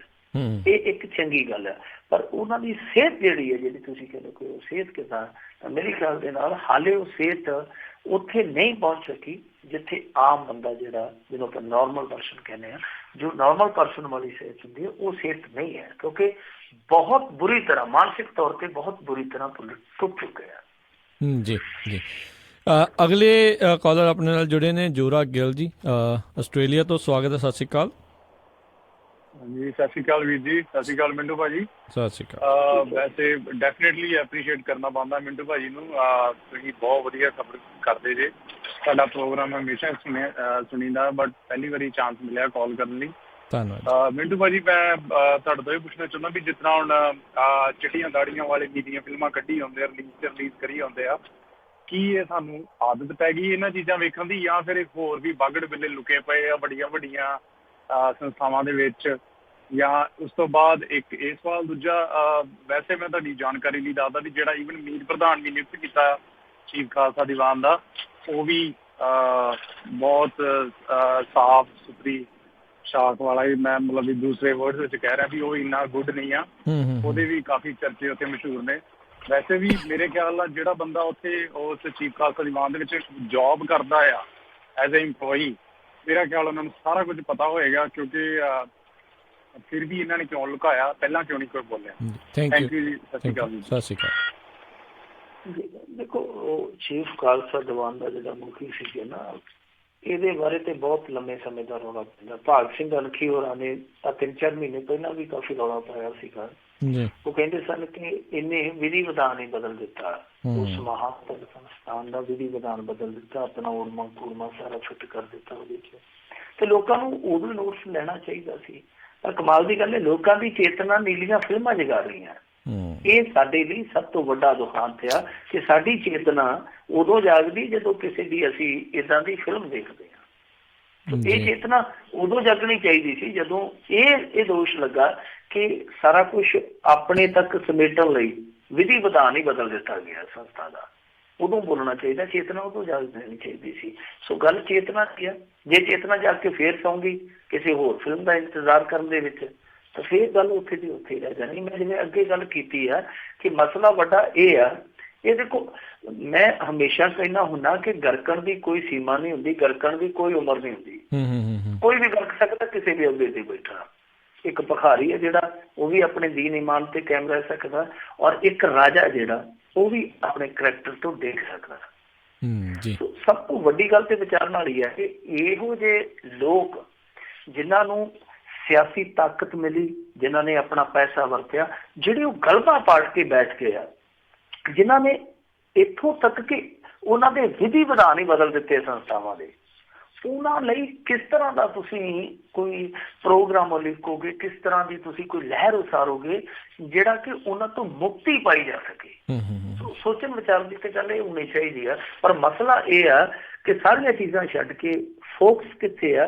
ਸਿਰਫ ਤੇ ਸਿਰਫ ਇੱਕ 2 ਮਿੰਟ ਦੀ ਕਲਿੱਪ ਤੇ, 2 ਮਿੰਟ ਦੀ ਕਲਿੱਪ ਤੇ ਫੋਕਸ ਕੀਤਾ ਜਾ ਰਿਹਾ, ਜਦ ਕਿ ਫੋਕਸ ਇਹ ਹੋਣਾ ਚਾਹੀਦਾ ਕਿ ਜਿਹੜੀਆਂ ਮਹਾਨਤਮ ਸੰਸਥਾਵਾਂ ਨੇ ਉਹਨਾਂ ਦੇ ਵਿੱਚ ਜਿਹੜੀ ਅਜੀਬੋ ਗਰੀਬ ਕਰਪਸ਼ਨ ਚੱਲਦੀ ਪਈ ਹੈ, ਇਸ ਕਰਪਸ਼ਨ ਦਾ ਸੋਲਿਊਸ਼ਨ ਕੀ ਹੋਵੇ? ਜੀ ਜੀ ਅਗਲੇ ਕਾਲਰ ਆਪਣੇ ਨਾਲ ਜੁੜੇ ਨੇ ਪ੍ਰਗਟ ਸਿੰਘ ਬਾਲ ਜੀ। ਸਵਾਗਤ ਹੈ, ਸਤਿ ਸ਼੍ਰੀ ਅਕਾਲ ਜੀ। ਹਾਂਜੀ, ਤੁਹਾਨੂੰ ਸਾਰਿਆਂ ਨੂੰ ਪਹਿਲਾਂ ਤੇ ਬਹੁਤ ਬਹੁਤ ਮੁਬਾਰਕ ਜੀ। ਕਰਨਵੀਰ ਜੀ, ਤੁਹਾਡੇ ਪਰਿਵਾਰ ਨੂੰ ਤੇ ਸਾਡੇ ਸਾਰੇ ਪੰਜਾਬੀ ਰੇਡੀਓ ਸੁਣਨ ਵਾਲੇ ਪਰਿਵਾਰ ਵੱਲੋਂ ਤੁਹਾਡੇ ਬੇਬੀ ਹੋਣ ਤੇ ਬਹੁਤ ਬਹੁਤ ਮੁਬਾਰਕ। ਬਹੁਤ ਬਹੁਤ ਸ਼ੁਕਰੀਆ ਬਾਲ ਜੀ, ਥੈਂਕ ਯੂ ਜੀ। ਮੇਰਾ ਨੀਲੀਆਂ ਵੀ ਹੋ ਗਈਆਂ ਤੇ ਚਿੱਟੀਆਂ ਪੱਗਾਂ ਵੀ ਹੋ ਗਈਆਂ, ਮੇਰਾ ਟੋਪੀਆਂ ਵੱਲ ਧਿਆਨ ਚਲ ਗਿਆ ਜੀ। ਖਹਿਰਾ ਸਾਹਿਬ ਨੇ ਜਾਂ ਚੰਡੀਗੜ੍ਹ ਪ੍ਰੈਸ ਕਾਨਫਰੰਸ ਕਰਦੇ ਆ ਜਾਂ ਜਲੰਧਰ ਕਰਦੇ ਬੀਬੀਆਂ ਤੇ ਹੀ ਆ। ਇੱਕ ਟਾਈਮ ਹੀ 2004-5-6 ਚ ਰੂਸਾ ਆਲਮ ਆਉਂਦੀ ਹੁੰਦੀ ਅਟਾਰੀ ਬਾਰਡਰ ਤੋਂ ਸਾਡੇ ਤੋਂ, ਤੇ ਕਾਫੀ ਮੰਤਰੀ ਉਹਨੂੰ ਰਿਸੀਵ ਕਰਨ ਜਾਂਦੇ ਤੇ ਜਦੋਂ ਜਾਂਦੀ ਉਹਨੂੰ ਸੀ ਆਫ ਕਰਨ ਜਾਂਦੇ ਸੀ ਜੀ। ਤੇ ਉਦੋਂ ਤੋਂ ਲੈ ਕੇ ਹੁਣ ਤੱਕ ਤੇ ਇਹਨਾਂ ਨੂੰ ਖਹਿਰਾ ਸਾਹਿਬ ਨੂੰ ਯਾਦ ਨਹੀਂ ਆਈ। ਜੇ ਸ਼ਿਕਾਇਤ ਕਰਨੀ ਵੀ ਸੀ ਤੇ ਉਹ ਮੇਰਾ ਖਿਆਲ ਭਾਰਤ ਸਰਕਾਰ ਨੂੰ ਕਰਦੇ, ਕੈਪਟਨ ਦੀ ਜ਼ਿਆਦਾ ਚੰਗਾ ਸੀ। ਨੰਬਰ 2, ਇਹਨਾਂ ਕਮੇਟੀ ਬਣਾਈ ਆ ਵੀ ਇਲੈਕਸ਼ਨਾਂ 'ਚ ਹੇਰਾਫੇਰੀ ਹੋਈ, ਸਾਡੀਆਂ ਸੀਟਾਂ ਘੱਟ ਆਈਆਂ। ਇੱਕ ਹੁਣ ਲੁਧਿਆਣੇ ਦੀ ਇਲੈਕਸ਼ਨ ਆਉਣ ਵਾਲੀ ਆ, ਕਿਤੇ ਟੋਪੀਆਂ ਦੇਖਦੀਆਂ ਨਹੀਂ ਜੀ ਪੰਜਾਬ 'ਚ। ਇਹਦਾ ਕੀ ਕਾਰਨ ਹੈ? ਧੰਨਵਾਦ। ਇਹ ਕਿਤੇ ਅੱਗੇ ਆਊਗੀ ਪਾਰਟੀ ਕੇ ਜਾਂ ਰੁਲ ਜੂਗੀ? ਧੰਨਵਾਦ ਜੀ। ਕਰਨਾ ਪਿਆ ਜੀ। ਜੀ ਇਹ ਦੇਖੋ ਬਲ ਸਾਹਿਬ, ਅੱਗੇ ਆਉਣ ਦੀ ਜਿਹੜੀ ਸੰਭਾਵਨਾ ਉਹ ਇਹਨਾਂ ਦੀ ਹਾਲੇ ਖਤਮ ਨਹੀਂ ਹੋਈ। ਅੱਗੇ ਆ ਸਕਦੇ, ਐਸੀ ਕੋਈ ਗੱਲ ਨਹੀਂ ਆ। ਉਹ ਤਰਾਹ ਚੜਾ ਆਉਂਦੇ ਰਹਿੰਦੇ ਆ। ਇਹੋ ਜਿਹੇ ਦੌਰ ਜਿਹੜੇ ਉਹ ਸਿਆਸੀ ਸੰਗਠਨਾਂ ਤੇ ਆਉਂਦੇ ਰਹਿੰਦੇ ਆ। ਬਹੁਤ ਸਾਰੀਆਂ ਇਹੋ ਜਿਹੀਆਂ ਤਨਜ਼ੀਮਾਂ ਦੇਖੋ, ਜਿਹੜੀ ਕਾਂਗਰਸ ਸੀ ਉਹ ਗੁਜਰਾਤ ਦੇ ਵਿੱਚ ਐਡੀ ਵੱਡੀ ਟੱਕਰ ਦੇ ਦੂਗੀ, ਇਹ ਵੀ ਇੱਕ ਬਹੁਤ ਵੱਡੀ ਚੁਣੌਤੀ ਸੀ। ਉਹਨਾਂ ਨੇ ਟੱਕਰ ਦੇ ਦਿੱਤੀ ਹੈ। ਦੇਖੋ ਕਿੰਨਾ ਰੰਗ ਬੰਨ੍ਹਤਾ ਸੀ ਉਹਨਾਂ ਨੇ। ਜੇ ਉਹਨਾਂ ਦੇ ਆਪਣੇ ਬੰਦਿਆਂ ਨੇ ਬੇਵਕੂਫੀਆਂ ਨਾ ਕੀਤੀਆਂ ਹੁੰਦੀਆਂ ਜਾਂ ਰਾਹੁਲ ਗਾਂਧੀ ਦੇ ਬਰੋਬਰ ਕੋਈ ਬੰਦਾ ਉੱਥੇ ਸਹਿਯੋਗ ਕਰਨ ਵਾਲਾ ਹੁੰਦਾ ਤੇ ਲੱਖੋਂ ਲੈ ਗਏ ਸਨ। ਸੀਟਾਂ ਤੇ 7 ਹੀ ਨੇ ਨਾ ਵੱਧ ਉਹਨਾਂ ਦੀਆਂ, ਜਿਹੜੀਆਂ ਮਿਨੀਮਮ ਸੀਟਾਂ ਚਾਹੀਦੀਆਂ ਬਹੁਮਤ ਲਈ, ਉਹ ਤੋਂ 7 ਹੀ ਵੱਧ ਗਈਆਂ। ਸਾਰੇ ਗੁਜਰਾਤ ਦੇ ਵਿੱਚ ਕਾਂਗਰਸ ਨੇ ਉੱਥੇ ਸਾਫ਼ ਕਰ ਦਿੱਤਾ ਪਿੰਡਾਂ ਦੇ ਵਿੱਚ ਇਹਨਾਂ ਨੂੰ, ਭਾਰਤੀ ਜਨਤਾ ਪਾਰਟੀ ਨੂੰ। ਸ਼ਹਿਰਾਂ ਦੇ ਵਿੱਚ ਇਹ ਆਪਣੀ ਪਕੜ ਨਹੀਂ ਬਣਾ ਸਕੇ ਕਿਉਂਕਿ ਇਹਨਾਂ ਦੇ ਕੋਲ ਸ਼ਹਿਰੀ ਤਬਕੇ ਦਾ ਕੋਈ ਲੀਡਰ ਨਹੀਂ ਸੀਗਾ। ਸੋ ਕੱਲ ਨੂੰ ਮੰਨ ਲਓ ਇਹਨਾਂ ਦਾ ਕੋਈ ਲੀਡਰ ਇਹੋ ਜਿਹਾ ਉੱਭਰਦਾ ਨਵੀਂ ਲੀਡਰਸ਼ਿਪ ਚੋਂ, ਪੁਰਾਣੀ ਨੂੰ ਛੱਡ ਦਿਓ, ਕੋਈ ਨਵਾਂ ਲੀਡਰ ਉੱਪਰ ਪੈਂਦਾ ਮੁੰਡਿਆਂ ਚੋਂ, ਕੋਈ ਨੌਜਵਾਨ ਉੱਪਰ ਪੈਂਦਾ, ਤਾਂ ਹੋ ਸਕਦਾ ਸਾਰੇ ਪੰਜਾਬ ਨੂੰ ਪਿੱਛੇ ਲਾ ਲਵੇ। ਇਹ ਵੀ ਹੋ ਸਕਦਾ ਕਿ ਲੀਡਰਸ਼ਿਪ ਉੱਭਰ ਕੇ ਫਿਰ ਉਹ ਵੋਟਾਂ ਖਾ ਜਾਵੇ, ਕਿਤੋਂ ਵੀ ਥੱਲੇ ਚਲੇ ਜਾਣ। ਸੋ ਸੰਭਾਵਨਾ ਮਰੀ ਨਹੀਂ, ਆਪਾਂ ਨੂੰ ਖਤਮ ਨਹੀਂ ਸਮਝ ਸਕਦੇ। ਹਾਂ, ਇਹਨਾਂ ਦੀ ਮਿਹਨਤ ਤੇ ਨਿਰਭਰ ਕਰਦਾ ਕਿਉਂਕਿ ਹੇਠਲੇ ਪੱਧਰ ਦਾ ਕਾਡਰ ਇਹਨਾਂ ਕੋਲ ਖੁੱਸਿਆ ਪਿਆ। ਜੇ ਉਸ ਕਾਡਰ ਨੂੰ ਦੁਬਾਰਾ ਇਹ ਹਾਸਲ ਕਰ ਲੈਂਦੇ ਆ, ਉਸ ਕਾਡਰ ਨੂੰ ਦੁਬਾਰਾ ਇਹ ਰਣਪੱਤੇ 'ਚ ਘਲਾ ਦਿੰਦੇ ਆ, ਤਾਂ ਫਿਰ ਕਹਾਣੀ ਕੁਛ ਹੋਰ ਹੋ ਸਕਦੀ ਹੈ। ਦੂਸਰੀ ਚੀਜ਼ ਜਿਹੜੀ ਤੁਸੀਂ ਕਹੀ, ਮੈਂ ਵੀ ਸੁਖਪਾਲ ਖਹਿਰੇ ਤੇ ਕੱਲ ਸਵਾਲ ਕੀਤਾ ਸੀਗਾ ਕਿ ਸੁਖਪਾਲ ਖਹਿਰਾ ਜੀ ਰੂਸਾ ਆਲਮ ਤੇ 16 ਮਾਰਚ ਦੀ ਆਈ ਹੋਈ ਆ ਤੇ ਤੁਸੀਂ ਉਸ ਤੋਂ ਬਾਅਦ ਮੋਤੀਆਂ ਵਾਲੇ ਸਰਕਾਰ ਦੇ ਮਹਿਲ ਦੇ ਵਿੱਚ ਜਾ ਕੇ ਉਹਨੂੰ ਫੇਰ ਸੰਤ ਸਿਆਸਤਦਾਨ ਕਿਹੜੀ ਬਿਨਾਂ ਤੇ ਕਹਿ ਰਹੇ ਸੀਗੇ। ਰੂਸਾ ਆਲਮ ਤੇ ਉਧਰ ਵੀ ਉੱਥੇ ਸੀ, ਉਧਰ ਕਿਹੜਾ ਕਿਤੇ ਗਈ ਸੀ। ਇਹ ਕਈ ਬਿਲਕੁਲ ਤੁਹਾਡੇ ਨੁਕਤੇ ਜਿਹੜੇ ਸਹੀ ਹੁੰਦੇ ਆ ਕਿ ਸ਼ਿਕਾਇਤ ਕਰਨੀ ਹੈ ਤੇ ਮੇਰੇ ਖਿਆਲ ਦੇ ਨਾਲ ਫੋਰਨ ਮਿਨਿਸਟਰੀ ਨੂੰ ਕਰਨੀ ਚਾਹੀਦੀ ਸੀ ਕਿ ਕੀ ਚੱਕਰ ਆ ਭਾਈ, ਸਾਰਾ ਕੁਝ ਸਾਨੂੰ ਪੰਜਾਬੀਆਂ ਨੂੰ ਦੱਸੋ ਕਿ ਇਹ ਜਿਹੜੀ ਬੀਬੀ ਹੈ ਸਟੇਟ ਗੈਸਟ ਦਾ ਦਰਜਾ ਹਾਸਲ ਕਰਕੇ ਪ੍ਰਤੱਖ ਰੂਪ 'ਚ ਬੈਠੀ ਆ, ਇਹ ਕਾਹਦੇ ਕਰਕੇ ਆ, ਸਾਨੂੰ ਥੋੜਾ ਜਿਹਾ ਦੱਸਿਆ ਤਾਂ ਜਾਵੇ। ਸੋ ਇਹ ਸੁਖਪਾਲ ਸਿੰਘ ਖਹਿਰਾ ਸਵਾਲ ਤੇ ਠੀਕ ਉਠਾ ਰਿਹਾ, ਉਠਾਉਣਾ ਵੀ ਚਾਹੀਦਾ, ਮੌਕਾ ਵੀ ਹੈ, ਦਸਤੂਰ ਵੀ ਹੈ, ਪਰ ਮੇਰੇ ਖਿਆਲ ਦੇ ਨਾਲ ਬਿਲਕੁਲ ਜਿਵੇਂ ਤੁਸੀਂ ਕਿਹਾ ਕਿ ਫੋਰਨ ਮਿਨਿਸਟਰੀ ਨੂੰ ਸ਼ਿਕਾਇਤ ਕਰਦਾ ਤੇ ਇਹਦਾ ਵਜਨ ਜਿਹੜਾ ਸੀ ਸਵਾਲ ਚੁੱਕੇ ਦਾ, ਨੁਕਤੇ ਚੁੱਕੇ ਦਾ ਹੋਰ ਵੀ ਵੱਧਦਾ ਜੀ। ਅਗਲੇ ਕਾਲਰ ਆਪਣੇ ਨਾਲ ਜੁੜੇ ਨੇ ਮਨਦੀਪ ਸਿੰਘ ਜੀ, ਸਵਾਗਤ ਹੈ। ਸਤਿ ਸ਼੍ਰੀ ਅਕਾਲ ਜੀ। ਸਤਿ ਸ਼੍ਰੀ ਅਕਾਲ ਜੀ, ਰਾਜ ਕਰਨਵੀਰ ਜੀ। ਸਤਿ ਸ਼੍ਰੀ ਅਕਾਲ ਜੀ। ਮਨਦੀਪ ਸਿੰਘ ਬੋਲ ਰਿਹਾ ਜੀ, ਲੁਧਿਆਣੇ ਤੋਂ। ਜੀ ਮਨਦੀਪ ਜੀ। ਵੈਸੇ ਤਾਂ ਤੁਹਾਡੇ ਸਵੇਰ ਦੇ ਪ੍ਰੋਗਰਾਮ 'ਚ ਸ਼ਾਮਲ ਹੋਈਦਾ, ਪਰ ਅੱਜ ਨੀਂਦ ਨਹੀਂ ਆ ਰਹੀ ਸੀ ਤਾਂ ਮੈਂ ਮਿਲਾ ਲਿਆ ਤਾਂ ਮਿੰਟੂ ਜੀ ਗੱਲਬਾਤ ਕਰ ਰਹੇ ਸੀ, ਬੜੀ ਖੁਸ਼ੀ ਹੋਈ ਜੀ। ਤੇ ਜਿਹੜੀ ਮਿੰਟੂ ਜੀ ਨੇ ਗੱਲਬਾਤ ਬਾਕੀ ਤਾਂ ਸਭ ਕੁਝ ਦੱਸਦੇ ਸੀ, ਇੱਕ ਆਧਾਰ ਕਾਰਡ ਔਰ ਬਾਰੇ ਗੱਲਬਾਤ ਹੋ ਰਹੀ ਸੀ ਜੀ ਤੁਹਾਡੀ। ਜੀ ਜੀ। ਆਧਾਰ ਕਾਰਡ ਦੀ ਦਹਿਸ਼ਤ ਬੜੀ ਪਈ ਹੋਈ ਹੈ, ਜਹਾਜ਼ ਭਰੇ ਆਉਂਦੇ ਆ ਕੈਨੇਡਾ ਅਮਰੀਕਾ ਦਾ ਆਧਾਰ ਕਾਰਡ ਬਣਾਉਣ ਵਾਸਤੇ। ਜੀ ਜੀ। ਹਾਂਜੀ, ਏਅਰਲਾਈਨਾਂ ਦੀ ਚੰਗੀ ਕਮਾਈ ਹੋ ਗਈ ਆ, ਪਰ ਦੇਖੋ ਤੁਹਾਨੂੰ ਕੋਈ ਲੋੜ ਹੀ ਨਹੀਂ ਹੈ ਆਧਾਰ ਕਾਰਡ ਬਣਾਉਣ ਦੀ। ਯੂ ਆਰ ਨਾਟ ਐਂਟਾਈਟਲਡ, ਤੁਹਾਡੇ ਕੋਲੇ ਹੋਰ ਆਇਡੈਂਟੀਟੀਆਂ ਹੈਗੀਆਂ ਨੇ। ਬਿਲਕੁਲ। ਉਹ ਜਿਹੜੀ ਨੋਟੀਫਿਕੇਸ਼ਨ ਦੀ ਗੱਲ ਹੁੰਦੀ ਹੈ ਨਾ, ਉਹਦੇ ਵਿੱਚ UID ਨੇ ਕਲੀਅਰ ਕਰਤਾ ਕਿ ਆਹ ਤੁਸੀਂ ਇਹਨਾਂ ਤੋਂ ਸਪਸ਼ਟੀਕਰਨ ਲੈ ਲਓ, ਯੂ ਆਰ ਆਲ ਰਾਈਟ। ਠੀਕ ਹੈ ਜੀ, ਉਹ ਗੱਲ ਹੋ ਗਈ ਆ। ਦੂਜੀ ਇੱਕ ਗੱਲ ਮੈਂ ਸਾਰੇ NRI ਵੀਰਾਂ ਨੂੰ ਬੇਨਤੀ ਕਰਦਾ ਕਿ ਤੁਸੀਂ ਜਿਹੜਾ ਪੈਨ ਕਾਰਡ ਬਣਾਓ, ਪੈਨ ਕਾਰਡ ਬਣਾ ਕੇ ਜਿੰਨੇ ਵੀ NRI ਆ, ਦੇਖੋ ਤੁਸੀਂ ਪੈਸੇ ਆਪਦੇ ਇੰਡੀਆ 'ਚ ਇਨਵੈਸਟ ਕੀਤੇ FDਆਂ ਦੇ ਰੂਪ 'ਚ। ਜੀ ਜੀ। ਕਿਉਂਕਿ ਤੁਹਾਡੇ ਅਮਰੀਕਾ ਕੈਨੇਡਾ 'ਚ FD ਦਾ ਤੁਹਾਡੇ ਪੈਸੇ ਦਾ ਇੰਟਰਸਟ ਨਹੀਂ ਹੈਗਾ, ਨਹੀਂ ਮਿਲਣੀ ਜੀ। ਇੱਧਰ ਤੁਹਾਨੂੰ 7-8% 6% ਮਿਲਦਾ ਜੀ। ਬਹੁਤ ਸਾਡੇ ਬਜ਼ੁਰਗਾਂ ਨੇ ਆਪਦੀ ਪੈਨਸ਼ਨਾਂ ਇੱਧਰ ਇਨਵੈਸਟ ਕੀਤੀਆਂ, ਸਭ ਕੁਝ ਕੀਤਾ। ਤੁਸੀਂ ਸਾਰੇ ਵੀਰ ਜਿਹੜੇ ਹੈਗੇ ਨਾ, ਪੈਨ ਕਾਰਡ ਆਪਦੇ ਬਣਾਓ ਤੇ ਰਿਟਰਨ ਜ਼ਰੂਰ ਫਾਈਲ ਕਰੋ। ਰਿਟਰਨ ਫਾਈਲ ਕਰਨਾ ਕਿ 5 ਮਿੰਟ ਦਾ ਪ੍ਰੋਸੈਸ ਹੈ ਸਿਰਫ ਆਨਲਾਈਨ, ਉਹ ਜ਼ਰੂਰ ਕਰੋ। ਜੇ ਨਹੀਂ ਕਰਦੇ ਹੋ ਤਾਂ ਤੁਹਾਨੂੰ ਘੱਟੋ ਘੱਟ 30% ਆਪਦੇ ਇੰਟਰਸਟ ਦਾ ਤੁਹਾਡਾ ਨੁਕਸਾਨ, ਟੈਕਸ ਕੱਟਿਆ ਜਾਊਗਾ ਤੇ ਫਿਰ ਟੈਕਸ ਕੱਟਿਆ ਜਾਊਗਾ ਤੇ ਤੁਸੀਂ ਰਿਟਰਨ ਨਹੀਂ ਭਰਦੇ ਤਾਂ ਜੀ ਜੀ ਰਿਟਰਨ ਭਰੋ। ਕਿਉਂਕਿ ਜੇ ਤੁਹਾਡੇ 3-4 ਬੈਂਕਾਂ 'ਚ ਤੁਹਾਡੇ FDਆਂ ਨੇ, ਜੇ ਇਕੱਠੀ ਹੋ ਕੇ ਤੁਹਾਡਾ ਉਹ ਸਲੈਬ ਆ 10 ਤੋਂ 20% ਚਲਾ ਜਾਂਦਾ। ਜੀ ਜੀ। ਉਹਦੇ 'ਚ ਤੁਹਾਨੂੰ ਮਤਲਬ ਮੇਰੇ ਰਿਸ਼ਤੇਦਾਰਾਂ ਦੇ ਮੇਰੇ ਕੋਲ ਐਗਜ਼ਾਮਪਲਾਂ ਹੈਗੀਆਂ ਜਿਨ੍ਹਾਂ ਨੂੰ 11 ਲੱਖ ਟੈਕਸ ਪਿਆ। ਜੀ ਜੀ ਜੀ ਜੀ। Thank you. ਸਲੈਬ ਬਦਲ ਜਾਂਦੀ ਹੈ ਜੀ। ਥੈਂਕ ਯੂ ਮਨਦੀਪ ਜੀ, ਬਹੁਤ ਸ਼ੁਕਰੀਆ ਇਹ ਜਾਣਕਾਰੀ ਦੇਣ ਦੇ ਲਈ। ਥੈਂਕ ਯੂ, ਮਿਹਰਬਾਨੀ, ਸ਼ੁਕਰੀਆ, ਮਿਹਰਬਾਨੀ। ਤੇ ਮਿੰਟੂ ਜੀ ਥੋੜੀ ਜੀ ਜਾਣਕਾਰੀ ਇਹ ਵੀ ਆਪਾਂ ਨੂੰ ਦੇ ਗਏ ਨੇ। ਸੋ ਜਿੱਦਾਂ ਆਪਾਂ ਕਿਹਾ ਵੀ ਭੰਬਲ ਭੂਸਾ ਫਿਰ ਵੀ ਜਿਹੜਾ ਬਰਕਰਾਰ ਰਹਿੰਦਾ ਹੀ ਆ, ਜਿੱਦਾਂ ਕਿਹਾ ਵੀ ਜਹਾਜ਼ ਦੇ ਜਹਾਜ਼ ਭਰੀ ਆਉਂਦੇ। ਹਾਂ ਬਿਲਕੁਲ, ਆਪਣਾ ਮੰਤਵ ਵੀ ਇਹੋ ਹੀ ਹੋਣਾ ਚਾਹੀਦਾ ਨਾ ਕਿ ਕੁਝ ਸਿੱਖਦੇ ਚੱਲੀਏ, ਕੁਝ ਸਿਖਾਉਂਦੇ ਚੱਲੀਏ। ਜੀ ਜੀ ਬਿਲਕੁਲ ਬਿਲਕੁਲ। ਅਗਲੇ ਕਾਲਰ ਆਪਣੇ ਨਾਲ ਜੁੜੇ ਨੇ ਇਕਬਾਲ ਸਿੰਘ ਧਾਮੀ ਜੀ, ਸਵਾਗਤ ਹੈ। ਸਤਿ ਸ਼੍ਰੀ ਅਕਾਲ ਜੀ। ਹਾਂਜੀ ਸਤਿ ਸ਼੍ਰੀ ਅਕਾਲ ਬਾਈ ਜੀ, ਦੋਨੋਂ ਭਰਾਵਾਂ ਨੂੰ ਸਤਿ ਸ਼੍ਰੀ ਅਕਾਲ ਤੇ ਸਰੋਤਿਆਂ ਨੂੰ ਵੀ ਸਤਿ ਸ਼੍ਰੀ ਅਕਾਲ। ਹਾਂਜੀ ਬਾਈ ਜੀ, ਜਿਹੜਾ ਆਪਣੇ YouTube ਤੇ ਚੱਲਦੇ ਆ ਵੀਡੀਓ ਜਿਹੀ ਆਪਣੇ ਮਲਕੀਤ ਸਿੰਘ ਬਤਰਾ ਕੋਈ ਉਹ ਆਪਣੇ ਇਹਨਾਂ ਸਿੰਘਾਂ ਬਾਰੇ ਵੀ ਬੋਲਦੇ, ਬਰਖਲਾਫ ਢੱਡਰੀਆਂ ਵਾਲੇ ਵੀ ਸਹੀ ਬੋਲਦੇ ਤਕਰੀਬਨ ਜੋ ਬੋਲਦੇ ਆ, ਤੇ ਗੁਰੂ ਗੋਬਿੰਦ ਸਿੰਘ ਬਾਰੇ ਵੀ ਕੁਝ ਬੋਲ ਰਹੇ ਆ ਕਿ ਇਹਦੇ ਬਾਰੇ ਕੋਈ ਹੈ ਬਾਕ ਵੀ ਕੌਣ ਬੰਦਾ ਉਹ ਕਿੱਦਾਂ ਆ? ਕੌਣ ਕਿ ਮਨਦੀਪ ਸਿੰਘ ਬਸਰਾ ਕਹਿ ਰਹੇ ਹੋ ਤੁਸੀਂ? ਮਲਕੀਤ ਸਿੰਘ ਬਸਰਾ ਜੀ, ਮੈਂ ਦੇਖੀ ਨਹੀਂ ਵੀਡੀਓ। ਮਿੰਟੂ ਜੀ ਜੇ ਤੁਹਾਡੇ ਖਿਆਲ ਦੇ ਵਿੱਚ ਹੋਵੇ ਇਸ ਵੀਡੀਓ ਦੇ ਬਾਰੇ, ਤੁਹਾਨੂੰ ਪਤਾ ਹੋਵੇ।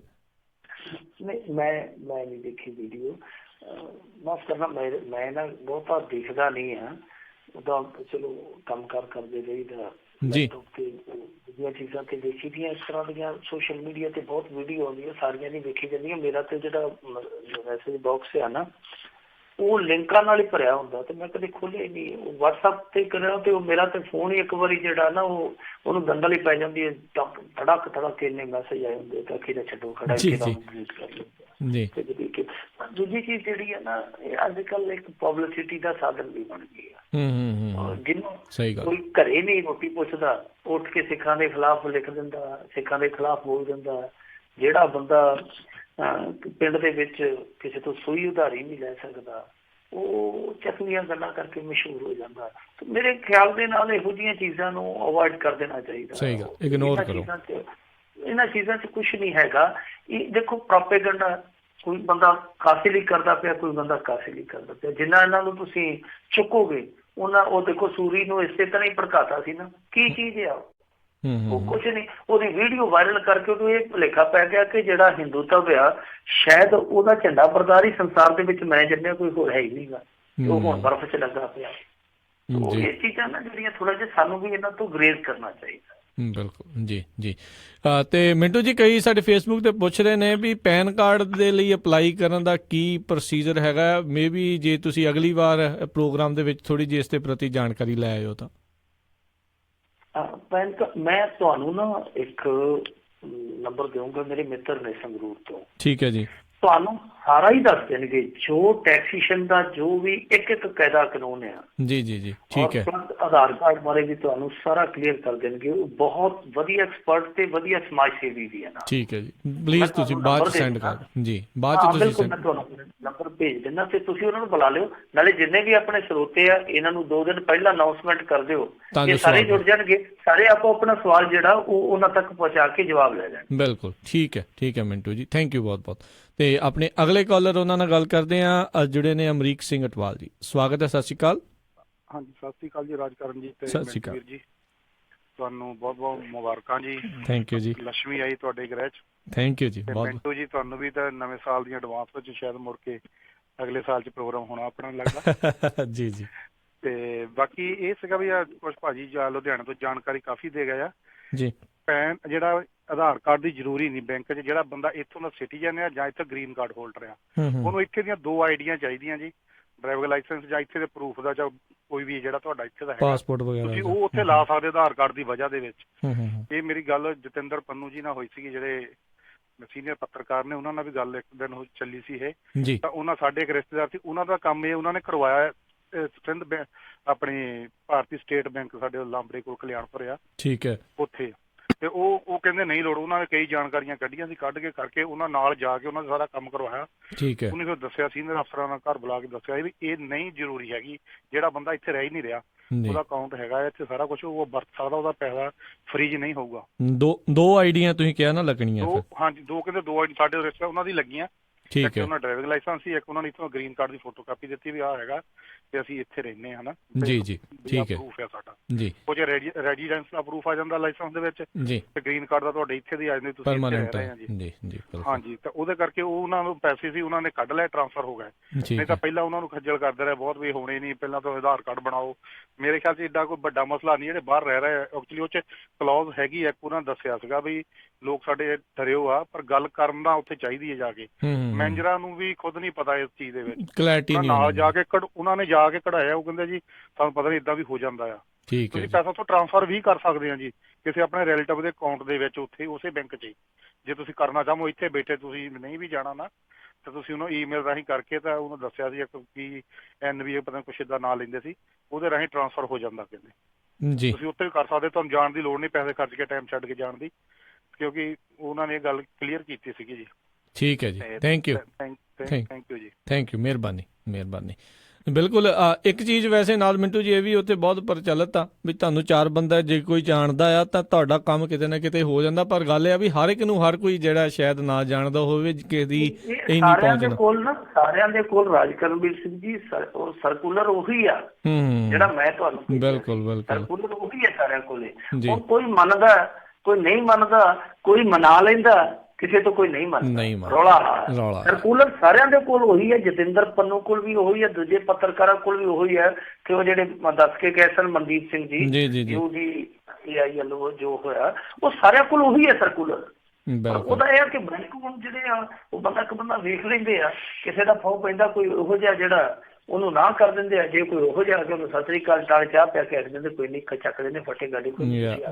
ਉਹੀ ਗੱਲ ਆ ਜੀ, ਕੋਈ ਕਿਸੇ ਤਰੀਕੇ ਨਾਲ ਉਹਨੂੰ ਸਮਝਦਾ, ਕੋਈ ਕਿਸੇ ਤਰੀਕੇ ਨਾਲ। ਬਾਕੀ ਆਪਾਂ ਨੂੰ ਪਤਾ ਆ ਵੀ ਉੱਥੇ ਬਹੁਤੇ ਲੋਕਾਂ ਦੀ ਮਨਸ਼ਾ ਕੀ ਹੁੰਦੀ ਹੈ ਜਿਹੜਾ ਕੋਈ ਬਾਹਰੋਂ ਆਇਆ ਹੁੰਦਾ। ਅਮਰਜੀਤ ਸਿੰਘ ਜੀ ਸਵਾਗਤ ਹੈ, ਸਤਿ ਸ਼੍ਰੀ ਅਕਾਲ ਜੀ। ਸਤਿ ਸ਼੍ਰੀ ਅਕਾਲ ਜੀ ਦੋਨਾਂ ਵੀਰਾਂ ਨੂੰ ਜੀ। ਸਤਿ ਸ਼੍ਰੀ ਅਕਾਲ ਜੀ। ਭਾਜੀ ਕੁਐਸਚਨ ਤੇ ਮੇਰਾ ਵੀ ਉਹੀ ਸੇਮ ਹੀ ਆ, ਪਰ ਭਾਜੀ ਜਿਸ ਤਰ੍ਹਾਂ ਕਹਿ ਕੇ ਗਿਆ ਨਾ, ਮੇਰਾ ਉੱਥੇ ਪੈਨਸ਼ਨ ਦਾ ਅਕਾਊਂਟ ਸੀਗਾ, 5 ਲੱਖ ਰੁਪਇਆ ਜਮ੍ਹਾਂ ਸੀ। ਮੈਂ ਉੱਥੇ ਗਿਆ, ਆਧਾਰ ਕਾਰਡ ਲੈ ਕੇ ਗਿਆ, ਅਗਲੇ ਕਹਿੰਦੇ ਵੀ ਇਹ ਆਧਾਰ ਕਾਰਡ ਤੇਰਾ ਨਹੀਂ ਚੱਲੂਗਾ। ਅੱਛਾ। ਮੈਂ ਉਹਨੂੰ ਲੜ ਪਿਆ, 2-3 ਚੱਕਰ ਮਾਰੇ, ਲੜ ਪਿਆ। ਮੁੜ ਕੇ ਮੈਨੂੰ ਕਹਿੰਦਾ ਵੀ ਤੇਰਾ 20 ਨੰਬਰ ਫਾਰਮ ਭਰਨਾ ਪੈਣਾ। 20 ਨੰਬਰ ਫਾਰਮ ਭਰ ਕੇ ਅੰਮ੍ਰਿਤਸਰ ਭੇਜਿਆ। ਉੱਥੋਂ ਮੈਂ ਕਿਹਾ ਵੀ ਜਿਹੜਾ ਤੂੰ ਮੇਰਾ ਟੈਕਸ ਕੱਟਣਾ ਕੱਟ ਲਾ, ਕੱਟ ਕੇ ਤੇ ਮੈਨੂੰ ਪੈਸੇ ਦੀ ਲੋੜ ਹੈ ਪੈਸੇ ਦੇ। ਮੁੜ ਕੇ ਕਹਿੰਦਾ ਜੀ ਤੇਰਾ ਵਾਕਬ ਸੀਗਾ ਮੈਨੇਜਰ, ਪਰ ਉਹਦੇ ਵੀ ਹੱਥ ਖੜੇ ਸੀਗੇ। ਮੁੜ ਕੇ ਉਹਨੇ ਜੀ ਕੀ ਕੀਤਾ, ਮੈਨੂੰ ਚਲੋ ਪੈਸੇ ਦੇ ਦਿੱਤੇ। ਫਿਰ ਮੈਨੂੰ ਉਹ ਕਹਿੰਦਾ ਵੀ ਤੇਰਾ ਜਿਹੜਾ ਆਧਾਰ ਕਾਰਡ ਦੀ ਨਹੀਂ ਲੱਗ ਸਕਦਾ, ਤੈਨੂੰ ਪੈਨ ਕਾਰਡ ਬਣਾਉਣਾ ਪੈਣਾ ਜੀ। ਪੈਨ ਕਾਰਡ ਬਣਾਉਣ ਵਾਸਤੇ ਮੈਂ ਉੱਥੇ ਅਪਲਾਈ ਕੀਤਾ, ਉੱਥੋਂ ਅਪਲਾਈ ਨਹੀਂ ਕਰ ਸਕਦਾ ਜਿਹੜਾ ਬੰਦਾ ਇੱਥੇ ਬਾਹਰ ਸਿਟੀਜ਼ਨ। ਇੱਥੋਂ ਆਪਾਂ ਅਪਲਾਈ ਕਰ ਸਕਦੇ, ਇੱਥੋਂ ਮੈਂ ਅਪਲਾਈ ਕੀਤਾ ਆਨਲਾਈਨ। ਉਹਦਾ ਪੂਨੇ ਦਾ ਐਡਰੈਸ ਆ, ਮੇਰਾ ਖਿਆਲ 15-20 ਲਾਈਨਾਂ ਦੇ ਵਿੱਚ, ਤੇ ਉਹ ਮੇਲਿੰਗ ਐਡਰੈਸ ਹੀ ਆ ਉਹਦਾ। ਪਲਾਟ ਨੰਬਰ, ਕੋਠੀ ਨੰਬਰ, ਪਤਾ ਕਈ ਕੁਛ ਲਿਖਿਆ ਉਹ। ਜਿਹੜੀ ਉਹਦੀ ਮੈਂ ਫੀਸ ਭਰੀ, $1500 ਫੀਸ ਭਰੀ। ਰਿਟਰਨ ਜਿਹੜਾ ਆਪਾਂ ਲਿਫਾਫਾ ਪਾ ਕੇ ਭੇਜੀਦਾ ਮੈਨੂੰ ਵਾਪਸ ਆਊਗਾ, 1500 ਰੁਪਇਆ ਉਹ ਫੀਸ ਭਰੀ। $55 ਮੇਰੇ ਮੇਲ ਤੇ ਲੱਗ ਗਏ। ਤੋਂ ਅਜੇ ਤੱਕ 1.5 ਮਹੀਨਾ ਹੋ ਗਿਆ, ਪਤਾ ਨਹੀਂ ਵੀ ਚਿੱਠੀ ਮਿਲੀ ਕਿ ਨਹੀਂ ਮਿਲੀ। ਉਹ ਇੱਥੋਂ ਕਰਕੇ ਸਾਰਾ ਕੁਝ ਭੇਜਿਆ ਸੀ ਤੇ ਉਹਦਾ ਪਤਾ ਨਹੀਂ ਲੱਗਾ। ਭਾਜੀ ਉਹ ਪਲੀਜ਼ ਥੋੜਾ ਜਿਹਾ ਨਾ ਲੋਕਾਂ ਨੂੰ ਭੰਬਲ ਭੂਸੇ ਚ ਸਾਰੇ ਜਿਹਨੂੰ ਜਿਹੜਾ ਕੰਮ ਹੋ ਜਾਂਦਾ ਉਹਦੇ ਠੀਕ ਆ, ਜਾਂ ਨਹੀਂ ਹੁੰਦਾ ਉਹ ਜਿਹੜਾ ਵਿਚਾਰਾ ਮੇਰੇ ਅੱਗੇ ਧੱਕੇ ਖਾਂਦਾ ਰਹਿੰਦਾ। ਚਲੋ ਥੈਂਕ ਯੂ ਜੀ। ਉਹ ਹੁਣ ਕਹਿੰਦਾ ਵੀ ਤੇਰਾ ਆਧਾਰ ਕਾਰਡ ਤਾਂ ਤੇਰਾ ਲਵਾਂਗੇ, ਪਹਿਲੋਂ ਪੈਨ ਕਾਰਡ ਬਣਾ ਫੇਰ। ਆਧਾਰ ਕਾਰਡ ਨਹੀਂ ਲੈਂਦੇ ਜੀ ਬੈਂਕਾਂ ਵਾਲੇ। ਇਹਦੇ ਬਾਰੇ ਥੋੜਾ ਪਲੀਜ਼ ਮਾੜਾ ਚਾਨਣਾ ਪਾਇਓ ਜੀ। ਥੈਂਕ ਯੂ ਅਮਰਜੀਤ ਜੀ। ਦੇਖੋ ਹੁਣ ਮਿੰਟੂ ਜੀ ਆਧਾਰ ਕਾਰਡ ਵਾਲੇ ਵੀ ਉਹ ਵੀ ਖੱਜਲ ਹੋ ਰਹੇ ਆ, ਪੈਨ ਕਾਰਡ ਦੀ ਵੀ ਸਲਾਹ ਦੇ ਕੇ ਗਏ ਨੇ। ਹੁਣ ਬਾਹਰ ਆ ਗਏ ਨੇ ਤੇ ਡਾਕੂਮੈਂਟ ਸਾਰੇ ਉਹ ਨਾਲ ਹੀ ਲਈ ਆਉਣੇ ਪੈਣੇ ਆ। ਨਹੀਂ ਮੈਂ ਤੁਹਾਨੂੰ ਦੱਸਿਆ ਨਾ ਕਿ ਤੁਸੀਂ ਨਾ ਉਹਨਾਂ ਨੂੰ ਬੁਲਾਵਾਂਗੇ ਜ਼ਰੂਰ ਆਪਾਂ ਜੀ। ਉਹਨਾਂ ਨੂੰ ਬੁਲਾਓਗੇ ਨਾ, ਉਹ ਤੁਹਾਨੂੰ ਆਹ ਸਾਰੀਆਂ ਚੀਜ਼ਾਂ ਤੇ ਇੱਕ ਇੱਕ ਕਰਕੇ ਸਾਫ਼ ਕਰ ਦੇਣਗੇ। ਪੈਨ ਕਾਰਡ ਵਾਲਾ ਤੁਹਾਨੂੰ ਔਰ ਪਲੱਸ ਜੋ ਤੁਹਾਡਾ ਟੈਕਸ ਹੈ ਕਿ ਕਿੰਨਾ ਟੈਕਸ ਤੁਹਾਨੂੰ ਕਿਹੜੀ ਸਲੈਬ ਦਾ ਕੀ ਆ, ਕੀ ਹਿਸਾਬ ਕਿਤਾਬ ਆ, ਕਿੰਨੀ ਆਮਦਨ ਤੁਸੀਂ ਰੱਖ ਸਕਦੇ ਹੋ। ਜਿਹੜਾ ਬੰਦਾ ਉੱਧਰ ਜਾ ਕੇ ਨਾਗਰਿਕਤਾ ਹਾਸਲ ਕਰਦਾ ਉਹਦਾ ਕੀ ਹਿਸਾਬ ਕਿਤਾਬ ਆ, ਉਹ ਸਾਰਾ ਕੁਝ ਤੁਹਾਨੂੰ ਸਾਫ਼ ਕਰ ਦੇਣਗੇ। ਉਹ ਨਿੱਕੇ ਨਿੱਕੇ ਨੁਕਤੇ ਹੈ ਨਾ ਜਿਹੜੇ ਉਹ ਸਾਫ਼ ਹੋ ਜਾਣਗੇ, ਤਾਂ ਫਿਰ ਇੱਕ ਵਾਰੀ ਬੰਦਾ ਰਾਹ ਪੈ ਜਾਵੇ ਨਾ, ਭੱਜਿਆ ਜਾਂਦਾ ਜੀ। ਬਿਲਕੁਲ ਗੁਰਦਿਆਲ ਸਿੰਘ ਜੀ ਸਵਾਗਤ ਹੈ, ਸਤਿ ਸ਼੍ਰੀ ਅਕਾਲ। ਸਤਿ ਸ਼੍ਰੀ ਅਕਾਲ ਵੀਰ ਜੀ, ਤੁਹਾਨੂੰ ਤੇ ਭਾਈ ਮਿੰਟੂ ਸਰੀਆ ਸਾਹਿਬ ਨੂੰ ਵੀ, ਤੇ ਤੁਹਾਨੂੰ ਬਹੁਤ ਬਹੁਤ ਵਧਾਈਆਂ ਨਵੇਂ ਜੀ ਦੀਆਂ। ਥੈਂਕ ਯੂ ਜੀ, ਧੰਨਵਾਦ ਜੀ ਗੁਰਦਿਆਲ, ਥੈਂਕ ਯੂ ਜੀ। ਮੇਰਾ ਸਵਾਲ ਥੋੜਾ ਹਟ ਕੇ ਹੈ, ਪੰਜਾਬ ਦੇ ਫਿਊਚਰ ਬਾਰੇ ਹੈ ਜੀ। ਜਿਵੇਂ ਹੁਣ ਪੰਜਾਬ 'ਚ ਬਾਦਲ ਸਾਹਿਬ, ਜਿਵੇਂ ਮੈਨੂੰ ਤਾਂ ਲੱਗਦੇ RSS ਦੇ ਪੱਕੇ ਏਜੰਟ ਹੈਗੇ ਆ, ਹੁਣ ਜਿਵੇਂ ਡਾਕਟਰਾਂ ਵਾਲੀ ਗੱਲ ਲਈਏ ਤੇ ਵੀ ਜਿਹੜੇ ਆਸ ਪੜੋਸ ਸਟੇਟ ਹੈਗੇ ਆ ਉਹਨਾਂ ਦੇ ਡਾਕਟਰਾਂ ਦੀ ਤਨਖਾਹ 50,000 ਤੋਂ ਉੱਤੇ ਹੈ। ਪਿਛਲੀ ਵਾਰੀ ਤੁਸੀਂ ਗੱਲ ਕੀਤੀ ਸੀ ਤੇ ਹੁਣ ਪੰਜਾਬ ਦਿੰਦਾ 15,000। ਇਹ ਇਹਨਾਂ ਨੇ ਜਾਣ ਕੇ ਕੀਤਾ ਹੋਇਆ ਵੀ ਨਾ ਡਾਕਟਰ ਆਉਣ, ਨਾ ਇਲਾਜ ਮਿਲੇ, ਗਰੀਬਾਂ ਨੂੰ ਧੱਕੇ ਖਾਣ। ਤੇ ਦੂਸਰਾ ਸਵਾਲ ਹੈ ਵੀ ਇਹ ਕਿਹੜੀ ਏਜੰਸੀ ਹੈ ਜਿਹੜਾ ਇਹੋ ਜਿਹਾ ਕੰਮ ਕਰ ਰਹੀ ਹੈ। ਹੁਣ ਪੰਜਾਬ 'ਚ ਜਿਹੜਾ ਦਰਿਆ ਉਹਦੇ 'ਚ ਮਗਰਮੱਛ ਛੱਡੇ ਜਾ ਰਹੇ ਹੈ ਜੀ, ਕੀ ਉਹਦੇ ਨਾਲ ਨੁਕਸਾਨ ਨਹੀਂ ਹੋਊਗਾ ਪੰਜਾਬ ਨੂੰ, ਪੰਜਾਬੀਆਂ ਨੂੰ, ਜਾਂ ਮੱਛੀ ਮਾਰਨ ਵਾਲਿਆਂ ਨੂੰ, ਜਾਂ ਉਧਰ ਦੇ ਜਿਹੜੇ ਪਾਣੀ 'ਚ ਕੰਮ ਕਰਦੇ ਆ ਜੋ ਵੀ? ਇਹਦੇ ਬਾਰੇ ਦੱਸੋ ਜੀ ਮੈਨੂੰ, ਮੇਰੀ ਬਹੁਤ ਚਿੰਤਾ ਪੰਜਾਬ ਦੀ। ਥੈਂਕ ਯੂ ਗੁਰਦਿਆਲ ਜੀ। ਦੇਖੋ ਮਗਰਮੱਛ ਤੇ ਨਹੀਂ ਛੱਡੇ, ਪਹਿਲਾਂ ਤਾਂ ਘੜਿਆਲ ਜੇ ਛੱਡੇ ਆ ਉਹ ਵੀ ਮੇਰੇ ਹਿਸਾਬ ਦੇ ਨਾਲ ਪੰਜਾਬ ਵਰਗੇ ਸੂਬੇ 'ਚ ਨਹੀਂ ਛੱਡਣੇ ਚਾਹੀਦੇ। ਕਿਉਂਕਿ ਦੇਖੋ ਇੱਥੇ ਦਰਿਆ ਜਿਹੜੇ ਉਹ ਕਈ ਥਾਵਾਂ ਤੇ ਜਾ ਕੇ ਸਮਤਲ ਹੋ ਜਾਂਦੇ ਆ। ਬਿਲਕੁਲ। ਤੇ ਜਿਹੜੇ ਘੜਿਆਲ ਆ ਉਹ ਜ਼ਮੀਨ ਤੋਂ ਬਾਹਰ ਵੀ ਆ ਜਾਂਦੇ ਆ ਨਾ, ਪਾਣੀ ਤੋਂ ਬਾਹਰ ਜੀ, ਪਾਣੀ ਤੋਂ ਬਾਹਰ ਆ ਜਾਂਦੇ ਆ। ਤੇ ਸਾਡੇ ਤੇ ਇੱਥੇ ਜਾ ਕੇ ਕਿਸਾਨ ਦਰਿਆਵਾਂ ਦੇ ਵਿੱਚ ਖੇਤੀ ਕਰਦੇ ਆ। ਤੁਸੀਂ ਦੇਖਿਓ ਦਰਿਆਵਾਂ ਦੇ ਵਿੱਚ ਜਾ ਕੇ ਕਣਕ ਬੀਜ ਜਾਂਦੇ ਆ, ਉਹ ਇੱਕ ਫਸਲ ਲੈ ਲੈਂਦੇ, ਕਿਉਂਕਿ ਕਣਕਾਂ ਦੇ ਸੀਜ਼ਨ ਜਿਹੜੇ ਹੁੰਦੇ ਆ ਉਹਦੇ ਵਿੱਚ ਪਾਣੀ ਚੜ੍ਹਦਾ ਨਹੀਂ, ਚੜਾ ਨਹੀਂ ਆਉਂਦਾ ਪਾਣੀ 'ਚ, ਉਹ ਇੱਕ ਫਸਲ ਲੈ ਜਾਂਦੇ ਆ। ਕਈ ਥਾਵਾਂ ਤੇ ਝੋਨਾ ਵੀ ਕੱਢ ਦਿੰਦੇ ਆ ਜਾ ਕੇ ਦਰਿਆਵਾਂ 'ਚ। ਸੋ ਮੇਰੇ ਕਹਿਣ ਦਾ ਮਤਲਬ ਹੈ ਜਿੱਥੇ ਮਰਜ਼ੀ ਇਹ ਛੱਡੇ ਇਹਨਾਂ ਨੇ, ਇਹ ਨਹੀਂ ਸੀ ਛੱਡਣੇ ਚਾਹੀਦੇ। ਪਹਿਲਾਂ ਹਰੀਕੇ ਇਹਨਾਂ ਦਾ ਪ੍ਰੋਗਰਾਮ ਬਣਿਆ ਸੀ, ਉੱਥੇ ਬਹੁਤ ਵਿਰੋਧ ਕੀਤਾ ਸੀ ਕਿਸਾਨਾਂ ਨੇ। ਉਹ ਕਹਿੰਦੇ ਅਸੀਂ ਤੇ ਮੱਝਾਂ ਚਰਾਉਣੇ ਜਾ ਕੇ, ਅਸੀਂ ਝੱਲ ਦੇ ਵਿੱਚ ਦਰਿਆ ਦੇ ਨਾਲ, ਤੇ ਕਈ ਵਾਰ ਦਰਿਆ ਦੇ ਵਿੱਚ ਚਲੇ ਜਾਂਦੀਆਂ ਸਾਡੀਆਂ ਮੱਝਾਂ ਨਹਾਉਣ, ਸਾਡੇ ਲਈ ਤੇ ਖਤਰਾ ਹੋਊਗਾ। ਸੋ ਇੱਥੇ ਵਿਰੋਧ ਹੋਇਆ, ਫਿਰ ਇਹਨਾਂ ਨੇ ਜਾ ਕੇ ਉੱਧਰ ਛੱਡ ਦਿੱਤੇ। ਪਰ ਇਹ ਗਲਤ ਪਾਲਿਸੀ ਸੀ ਇਹਨਾਂ ਦੀ, ਮੇਰੇ ਖਿਆਲ ਦੇ ਨਾਲ ਨਹੀਂ ਸੀ ਏਦਾਂ ਕਰਨਾ ਚਾਹੀਦਾ। ਔਰ ਜਿੱਥੇ ਵੀ ਛੱਡੇ ਜਾਂਦੇ ਆ ਪ੍ਰੋਪਰ ਵਾੜ ਕੀਤੀ ਜਾਂਦੀ ਉਸ ਏਰੀਏ ਦੇ ਵਿੱਚ ਕਿ ਇਹ ਜ਼ਮੀਨ ਤੇ ਨਾ ਆ ਸਕਣ। ਤਾਂ ਸਾਡੇ ਤੇ ਇੱਥੇ ਕੋਈ ਇਹੋ ਜਿਹਾ ਪ੍ਰਬੰਧ ਅਸੀਂ ਦੇਖਿਆ ਨਹੀਂ ਹੈ। ਦੂਜੀ ਚੀਜ਼ ਜਿਹੜੀ ਕਹੀ ਇਹਨਾਂ ਨੇ ਡਾਕਟਰਾਂ ਦੀ ਤਨਖਾਹ ਜੀ, ਬਿਲਕੁਲ ਉਹਦੇ 'ਚ ਇਹ ਆ ਕਿ ਇਹਨਾਂ ਨੇ ਪੈਸਾ ਬਚਾਉਣ ਦਾ ਯਤਨ ਕੀਤਾ ਕਿ ਅਸੀਂ 3 ਸਾਲ ਪ੍ਰੋਬੇਸ਼ਨ ਤੇ ਰੱਖ ਲਈਏ ਕਿਸੇ ਮੁਲਾਜ਼ਮ ਨੂੰ, 3 ਸਾਲ ਉਹਨੂੰ ਅਸੀਂ ਬੇਸਿਕ ਪੇ ਦੇਈਏ। ਹੁਣ ਬੇਸਿਕ ਪੇ ਡਾਕਟਰ ਦੀ ਜਿਹੜੀ ਉਹ 18,000 ਬਣਦੀ ਹੈ ਪੰਜਾਬ ਦੇ ਵਿੱਚ। ਔਰ ਜਿਹੜਾ ਡਾਕਟਰ ਇੱਥੇ 40 ਲੱਖ 60 ਲੱਖ ਫੂਕ ਕੇ ਐਡਮਿਸ਼ਨ ਦਾ ਮੁੜ ਕੇ ਡਾਕਟਰੀ ਕਰਕੇ ਮਿਹਨਤ ਕਰਕੇ ਇੱਥੇ ਭਰਤੀ ਹੁੰਦਾ, ਉਹ 18,000 ਤੇ 3 ਸਾਲ ਕਿਉਂ ਮੱਥਾ ਮਾਰੂਗਾ? ਉਹਨੇ ਡਾਕਟਰੀ ਕਰਨੀ ਹੈ ਨਾ। ਕੀ ਫਰਕ ਪੈਂਦਾ ਜੇ ਉਹ 200 ਕਿਲੋਮੀਟਰ ਗਾਂਹ ਹੋ ਜਾਵੇ? ਹਿਮਾਚਲ 'ਚ 55-60,000 ਰੁਪਈਆ ਮਿਲਦਾ ਉਹਨੂੰ, ਹਰਿਆਣੇ 'ਚ 70-75 ਮਿਲੀ ਜਾਂਦਾ। ਸੋ ਇਹ ਇਹਨਾਂ ਨੇ ਜਿਹੜੀ ਪਾਲਿਸੀ ਲਿਆਂਦੀ ਸੀਗੀ ਉਹ ਲਿਆਂਦੀ ਸੀ ਇਸ ਕਰਕੇ ਕਿ ਪੈਸਾ ਬਚਾਈਏ, ਕਿਉਂਕਿ ਨੌਕਰੀ ਵਾਲੇ ਨੂੰ ਜ਼ਰੂਰਤ ਆ। ਅਸੀਂ ਉਹਦਾ ਜਿੰਨਾ ਵੱਧ ਤੋਂ ਵੱਧ ਸ਼ੋਸ਼ਣ ਕਰ ਸਕਦੇ ਹਾਂ 3 ਸਾਲ ਤੇ ਕਰੀਏ। ਫਿਰ ਦੇਖੀ ਜੋ ਆ ਸਾਡੇ ਪੰਜਾਬ ਪੁਲਿਸ ਦੇ ਮੁਲਾਜ਼ਮ ਆ, ਮੇਰੇ ਪਿੰਡ ਦਾ ਇੱਕ ਬੱਚਾ ਅੰਮ੍ਰਿਤਸਰ ਡਿਊਟੀ ਕਰਦਾ, ਹਿਸਾਬ ਲਾ ਲਓ। ਉਹਦੀ ਬੇਸਿਕ ਪੇ ਮੈਂ ਪੁੱਛੀ, ਮੇਰਾ ਭਤੀਜਿਆਂ ਦੀ ਥਾਂ ਤੇ ਆ ਤੇ ਕਹਿੰਦਾ ਚਾਚਾ ਕੀ ਦੱਸਾਂ, ਨਾ ਹੀ ਪੁੱਛ, ਪਹਿਲਾਂ ਵੀ ਮੰਮੀ ਤੋਂ ਮੰਗ ਕੇ ਲੈ ਜਾਂਦਾ ਸਾਂ, ਅੱਜ ਵੀ ਮੰਮੀ ਤੋਂ ਮੰਗ ਕੇ ਲੈ ਜਾਣਾ। ਕਹਿੰਦਾ 12,000 ਰੁਪਈਆ ਮੈਨੂੰ ਮਿਲਦਾ। ਅੰਮ੍ਰਿਤਸਰ ਆਪਣੇ ਪਿੰਡ ਤੋਂ 250 ਕਿਲੋਮੀਟਰ ਦੂਰ ਆ, ਉੱਥੇ ਮੇਰੀ ਰਿਹਾਇਸ਼ ਆ, ਉੱਥੇ ਹੀ ਖਾਣਾ ਪੀਣਾ, ਉੱਥੇ ਕੱਪੜੇ ਦਾ ਧੋਣਾ ਵੋਣਾ ਆ। ਤੇ ਦੱਸ ਮੈਨੂੰ ਕੀ ਬਚਦਾ? ਤੇ ਮੈਂ ਤੇ ਆਪਣੀ ਮਾਂ ਕੋਲੋਂ ਰੋਜ਼ਾਨਾ ਟੈਲੀਫੋਨ ਕਰਕੇ ਪੁੱਛਦਾ ਕਿ ਪਾਪਾ ਆੜਤ ਤੋਂ ਪੈਸੇ ਲੈ ਕੇ ਆਇਆ ਕਿ ਨਹੀਂ ਲੈ ਕੇ ਆਇਆ। ਤੇ ਜਦੋਂ ਕਹਿੰਦੀ ਲੈ ਆ ਕਿ ਮੈਂ ਇੱਥੋਂ ਫੇਰ 10-15 ਦਿਨਾਂ ਬਾਅਦ ਆ ਕੇ ਲੈ ਕੇ ਜਾਣਾ ਤੇ ਮਹੀਨਾ ਲਗਾਉਣਾ, ਤੇ 3 ਸਾਲ ਮੇਰਾ ਇਸ ਤਰ੍ਹਾਂ ਹੀ ਸਫ਼ਰ ਚੱਲਣਾ। ਸੋ ਇਹ ਬੜੀ ਮਾੜੀ ਪਾਲਿਸੀ ਆ। ਜੇ ਦੇਖੋ 6 ਮਹੀਨੇ ਦਾ ਰੱਖ ਲੈਣ, ਸਾਲ ਦਾ ਰੱਖ ਲੈਣ, 3 ਸਾਲ ਦਾ ਜਿਹੜਾ ਪ੍ਰੋਬੇਸ਼ਨ ਪੀਰੀਅਡ ਰੱਖਿਆ ਇਹਨਾਂ ਨੇ ਬਹੁਤ ਜ਼ਿਆਦਾ। ਔਰ ਡਾਕਟਰ ਹੈ ਜਿਹੜੇ ਉਹ ਨਹੀਂ ਟਿਕਦੇ ਪਏ, ਉਹ ਆਉਂਦੇ ਆ। ਇਹਨਾਂ ਨੇ ਕੀਤੇ ਸੀਗੇ ਮੇਰੇ ਖਿਆਲ ਦੇ ਨਾਲ 400-500 ਦੇ ਕਰੀਬ ਭਰਤੀ, ਉਹਦੇ ਚੋਂ 100 ਦੇ ਕਰੀਬ ਛੱਡ ਗਏ। ਉਹ ਕਹਿੰਦੇ ਕਿ ਅਸੀਂ ਇੱਥੇ ਫ੍ਰੀ ਦੇ ਵਿੱਚ ਭਾਂਡੇ ਥੋੜੀ ਮਾਂਜਣੇ ਆ, ਸੋ ਅਸੀਂ ਜਾ ਕੇ ਕਿਸੇ ਹੋਰ ਡਿਊਟੀ ਕਰਾਂਗੇ। ਨਾ ਹੋਇਆ ਕਿਤੇ ਕਲੀਨਿਕ ਖੋਲ ਕੇ ਬਹਿ ਜਾਵਾਂਗੇ, ਤੁਹਾਡੀ ਤਨਖਾਹ ਦੇ ਨਾਲ ਉੱਤੇ ਜ਼ਿਆਦਾ ਕਮਾ ਲਾਂਗੇ ਨਾ। ਜੀ ਜੀ। ਅਗਲੇ ਕਾਲਰ ਆਪਣੇ ਨਾਲ ਜੁੜੇ ਨੇ ਹਰਭਜਨ ਸਿੰਘ ਜੀ, ਸਵਾਗਤ ਹੈ। ਸਤਿ ਸ਼੍ਰੀ ਅਕਾਲ ਹਰਭਜਨ ਜੀ। ਜੀ ਅਗਲੇ ਕਾਲਰ ਉਹਨਾਂ ਵੱਲ ਵੱਧਦੇ ਹਾਂ, ਜੁੜੇ ਨੇ ਆਪਣੇ ਨਾਲ ਨਰਮਲ ਸਿੰਘ ਬੈਂਸ, ਸਵਾਗਤ ਹੈ। ਸਤਿ ਸ਼੍ਰੀ ਅਕਾਲ ਜੀ। ਸਤਿ ਸ਼੍ਰੀ ਅਕਾਲ ਜੀ ਸਾਰਿਆਂ ਨੂੰ। ਸਤਿ ਸ਼੍ਰੀ ਅਕਾਲ। ਦੂਗਾ ਮੇਰਾ ਸਵਾਲ ਇਹ ਸੀਗਾ ਜੀ, ਬਹੁਤ ਚਿਰ ਪਹਿਲਾਂ ਇੱਕ ਵਾਰ ਨਿਊਜ਼ ਆਈ ਸੀਗੀ, ਮੇਰਾ ਮਿੰਟੂ ਹੁਣਾਂ ਨੇ ਦੱਸੀ ਸੀਗੀ ਕਿ ਜਿਹੜੇ ਅਰਮਿੰਦਰ ਸਿੰਘ ਆਪਣੇ ਚੀਫ ਮਿਨਿਸਟਰ ਪੰਜਾਬ ਦੇ, ਉਹਨੀ 13 ਸਿੰਘ ਜਿਹੜੇ ਹੈਗੇ ਆ ਆਤਮ ਸਮਰਪਣ ਪ੍ਰਕਾਸ਼ ਉਹਨਾਂ ਦਾ, ਉਹਦੇ ਬਾਅਦ ਉਹਨੇ ਫਿਰ ਉਸ ਵੇਲੇ ਜਿਹੜੇ ਹੈਗਾ ਪ੍ਰਧਾਨ ਮੰਤਰੀ ਉਹਨਾਂ ਦਾ ਕਤਲ ਕਰਦਾ, ਉਹਦੇ ਬਾਰੇ ਕੋਈ ਅਪਡੇਟ ਹੈਗੀ ਆ? ਉਹਦੇ ਬਾਅਦ ਜਿਹੜਾ ਉਹਨਾਂ ਨੇ ਟਵੀਟ ਕੀਤਾ ਸੀਗਾ ਇੱਕ ਵਾਰੀ। ਜੀ ਜੀ ਜੀ ਹਾਂ ਜੀ ਜੀ ਜੀ ਮਿੰਟੂ ਜੀ, ਕੋਈ ਉਸ ਤੋਂ ਬਾਅਦ 'ਚ ਕੋਈ ਕਾਰਵਾਈ ਕੋਈ ਹੋਈ? ਵੈਸੇ ਤਾਂ ਪਤਾ ਹੀ ਆ ਉੱਥੇ ਕੀ ਕਾਰਵਾਈਆਂ ਹੁੰਦੀਆਂ। ਨਹੀਂ ਹੋਈ ਨਹੀਂ, ਉਹਦੇ ਤੇ ਕੋਈ ਕਾਰਵਾਈ ਨਹੀਂ ਹੋਈ। ਉਹ 21 ਜਣਿਆਂ ਦਾ ਇਹਨੇ ਖੁਲਾਸਾ ਕੀਤਾ ਸੀਗਾ ਜੀ ਜੀ। 21 ਜਣੇ ਮੈਂ ਚੰਦਰ ਸ਼ੇਖਰ ਦੇ ਸਾਹਮਣੇ ਸਰੈਂਡਰ ਕਰਵਾਏ ਸੀਗੇ ਤੇ ਬਾਅਦ ਚ ਮੈਨੂੰ ਪਤਾ ਲੱਗਾ ਕਿ ਮੁੰਡੇ ਮਾਰ ਦਿੱਤੇ ਗਏ ਆ ਜੀ। ਇਹ ਕੋਈ ਬਹੁਤ ਵੱਡਾ ਕਨਫੈਸ਼ਨ ਸੀਗਾ ਜੀ, ਬਹੁਤ ਵੱਡਾ। ਇਹ ਇੱਕ ਤਰ੍ਹਾਂ ਨਾਲ ਕਹਿ ਲਈਏ ਕਿ ਖੁਲਾਸਾ ਸੀ ਔਰ ਇਹਦੇ ਚ ਦੇਸ਼ ਦਾ ਸਾਬਕਾ ਪ੍ਰਧਾਨ ਮੰਤਰੀ ਜਿਹੜਾ ਉਹ ਵੀ ਆਉਂਦਾ ਪਿਆ ਸੀ। ਪਰ ਅਫਸੋਸ ਦੀ ਗੱਲ ਆ ਕਿ ਕਿਸੇ ਵੀ ਜੁਡੀਸ਼ਰੀ ਦੀ ਅਥਾਰਟੀ ਨੇ ਇਹਦਾ ਸੋ ਮੋਟੋ ਨਹੀਂ ਲਿਆ, ਨੋਟਿਸ ਨਹੀਂ। ਕਿਸੇ ਵੀ ਵੱਡੇ ਮਨੁੱਖੀ ਅਧਿਕਾਰ ਕਮਿਸ਼ਨ ਨੇ ਜਾਂ ਮਨੁੱਖੀ ਅਧਿਕਾਰ ਸੰਗਠਨ ਨੇ ਇਹਦਾ ਝੰਡਾ ਨਹੀਂ ਚੁੱਕਿਆ। ਬਹੁਤ ਬਦਕਿਸਮਤੀ ਵਾਲੀ ਗੱਲ ਹੈ। ਪਰ ਵੈਸੇ ਜੀਕੇ ਹੋਰੀ ਮੇਰੇ ਖਿਆਲ ਦੇ ਨਾਲ ਇਸ ਮਾਮਲੇ 'ਚ ਕੋਰਟ 'ਚ ਗਏ ਸਨ। ਉਧਰੋਂ ਨਵਕਿਰਨ ਸਿੰਘ ਹੋਰੀ ਵੀ ਸ਼ਾਇਦ ਇਸ ਮਾਮਲੇ 'ਚ ਕੋਰਟ 'ਚ ਗਏ ਆ। ਪਤਾ ਨਹੀਂ ਅੱਗੇ ਇਹਦਾ ਕੀ ਬਣਿਆ।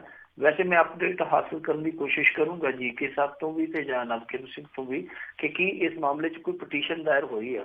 ਪਰ ਜਿਹੜਾ ਕੁਝ ਹੋਣਾ ਚਾਹੀਦਾ ਸੀ ਜੋ ਮਨੁੱਖੀ ਅਧਿਕਾਰ ਕਮਿਸ਼ਨ ਦੇ ਪੱਧਰ ਤੇ ਹੁੰਦਾ ਜਾਂ ਮਨੁੱਖੀ ਅਧਿਕਾਰਾਂ ਦੇ ਸੰਗਠਨ ਦੇ ਪੱਧਰ ਤੇ ਹੁੰਦਾ, ਐਸਾ ਕੁਝ ਵੀ ਵੇਖਣ ਨੂੰ ਨਹੀਂ ਮਿਲਿਆ ਇਸ ਮਾਮਲੇ 'ਚ। ਬਿਲਕੁਲ ਇਹੋ ਜਿਹੀ ਖਬਰ ਤੇ ਤੜਥੱਲੀ ਮਚਣੀ ਚਾਹੀਦੀ ਹੈ ਵੀ ਇਹ ਹੋਇਆ ਕਿ ਵੀ ਇੱਦਾਂ ਕਿੱਦਾਂ ਉਹਨਾਂ ਨੂੰ ਜਿਹੜਾ ਮੌਤ ਦੀ ਘਾਟ ਜਿਹੜਾ ਉਤਾਰ ਦਿੱਤਾ ਗਿਆ।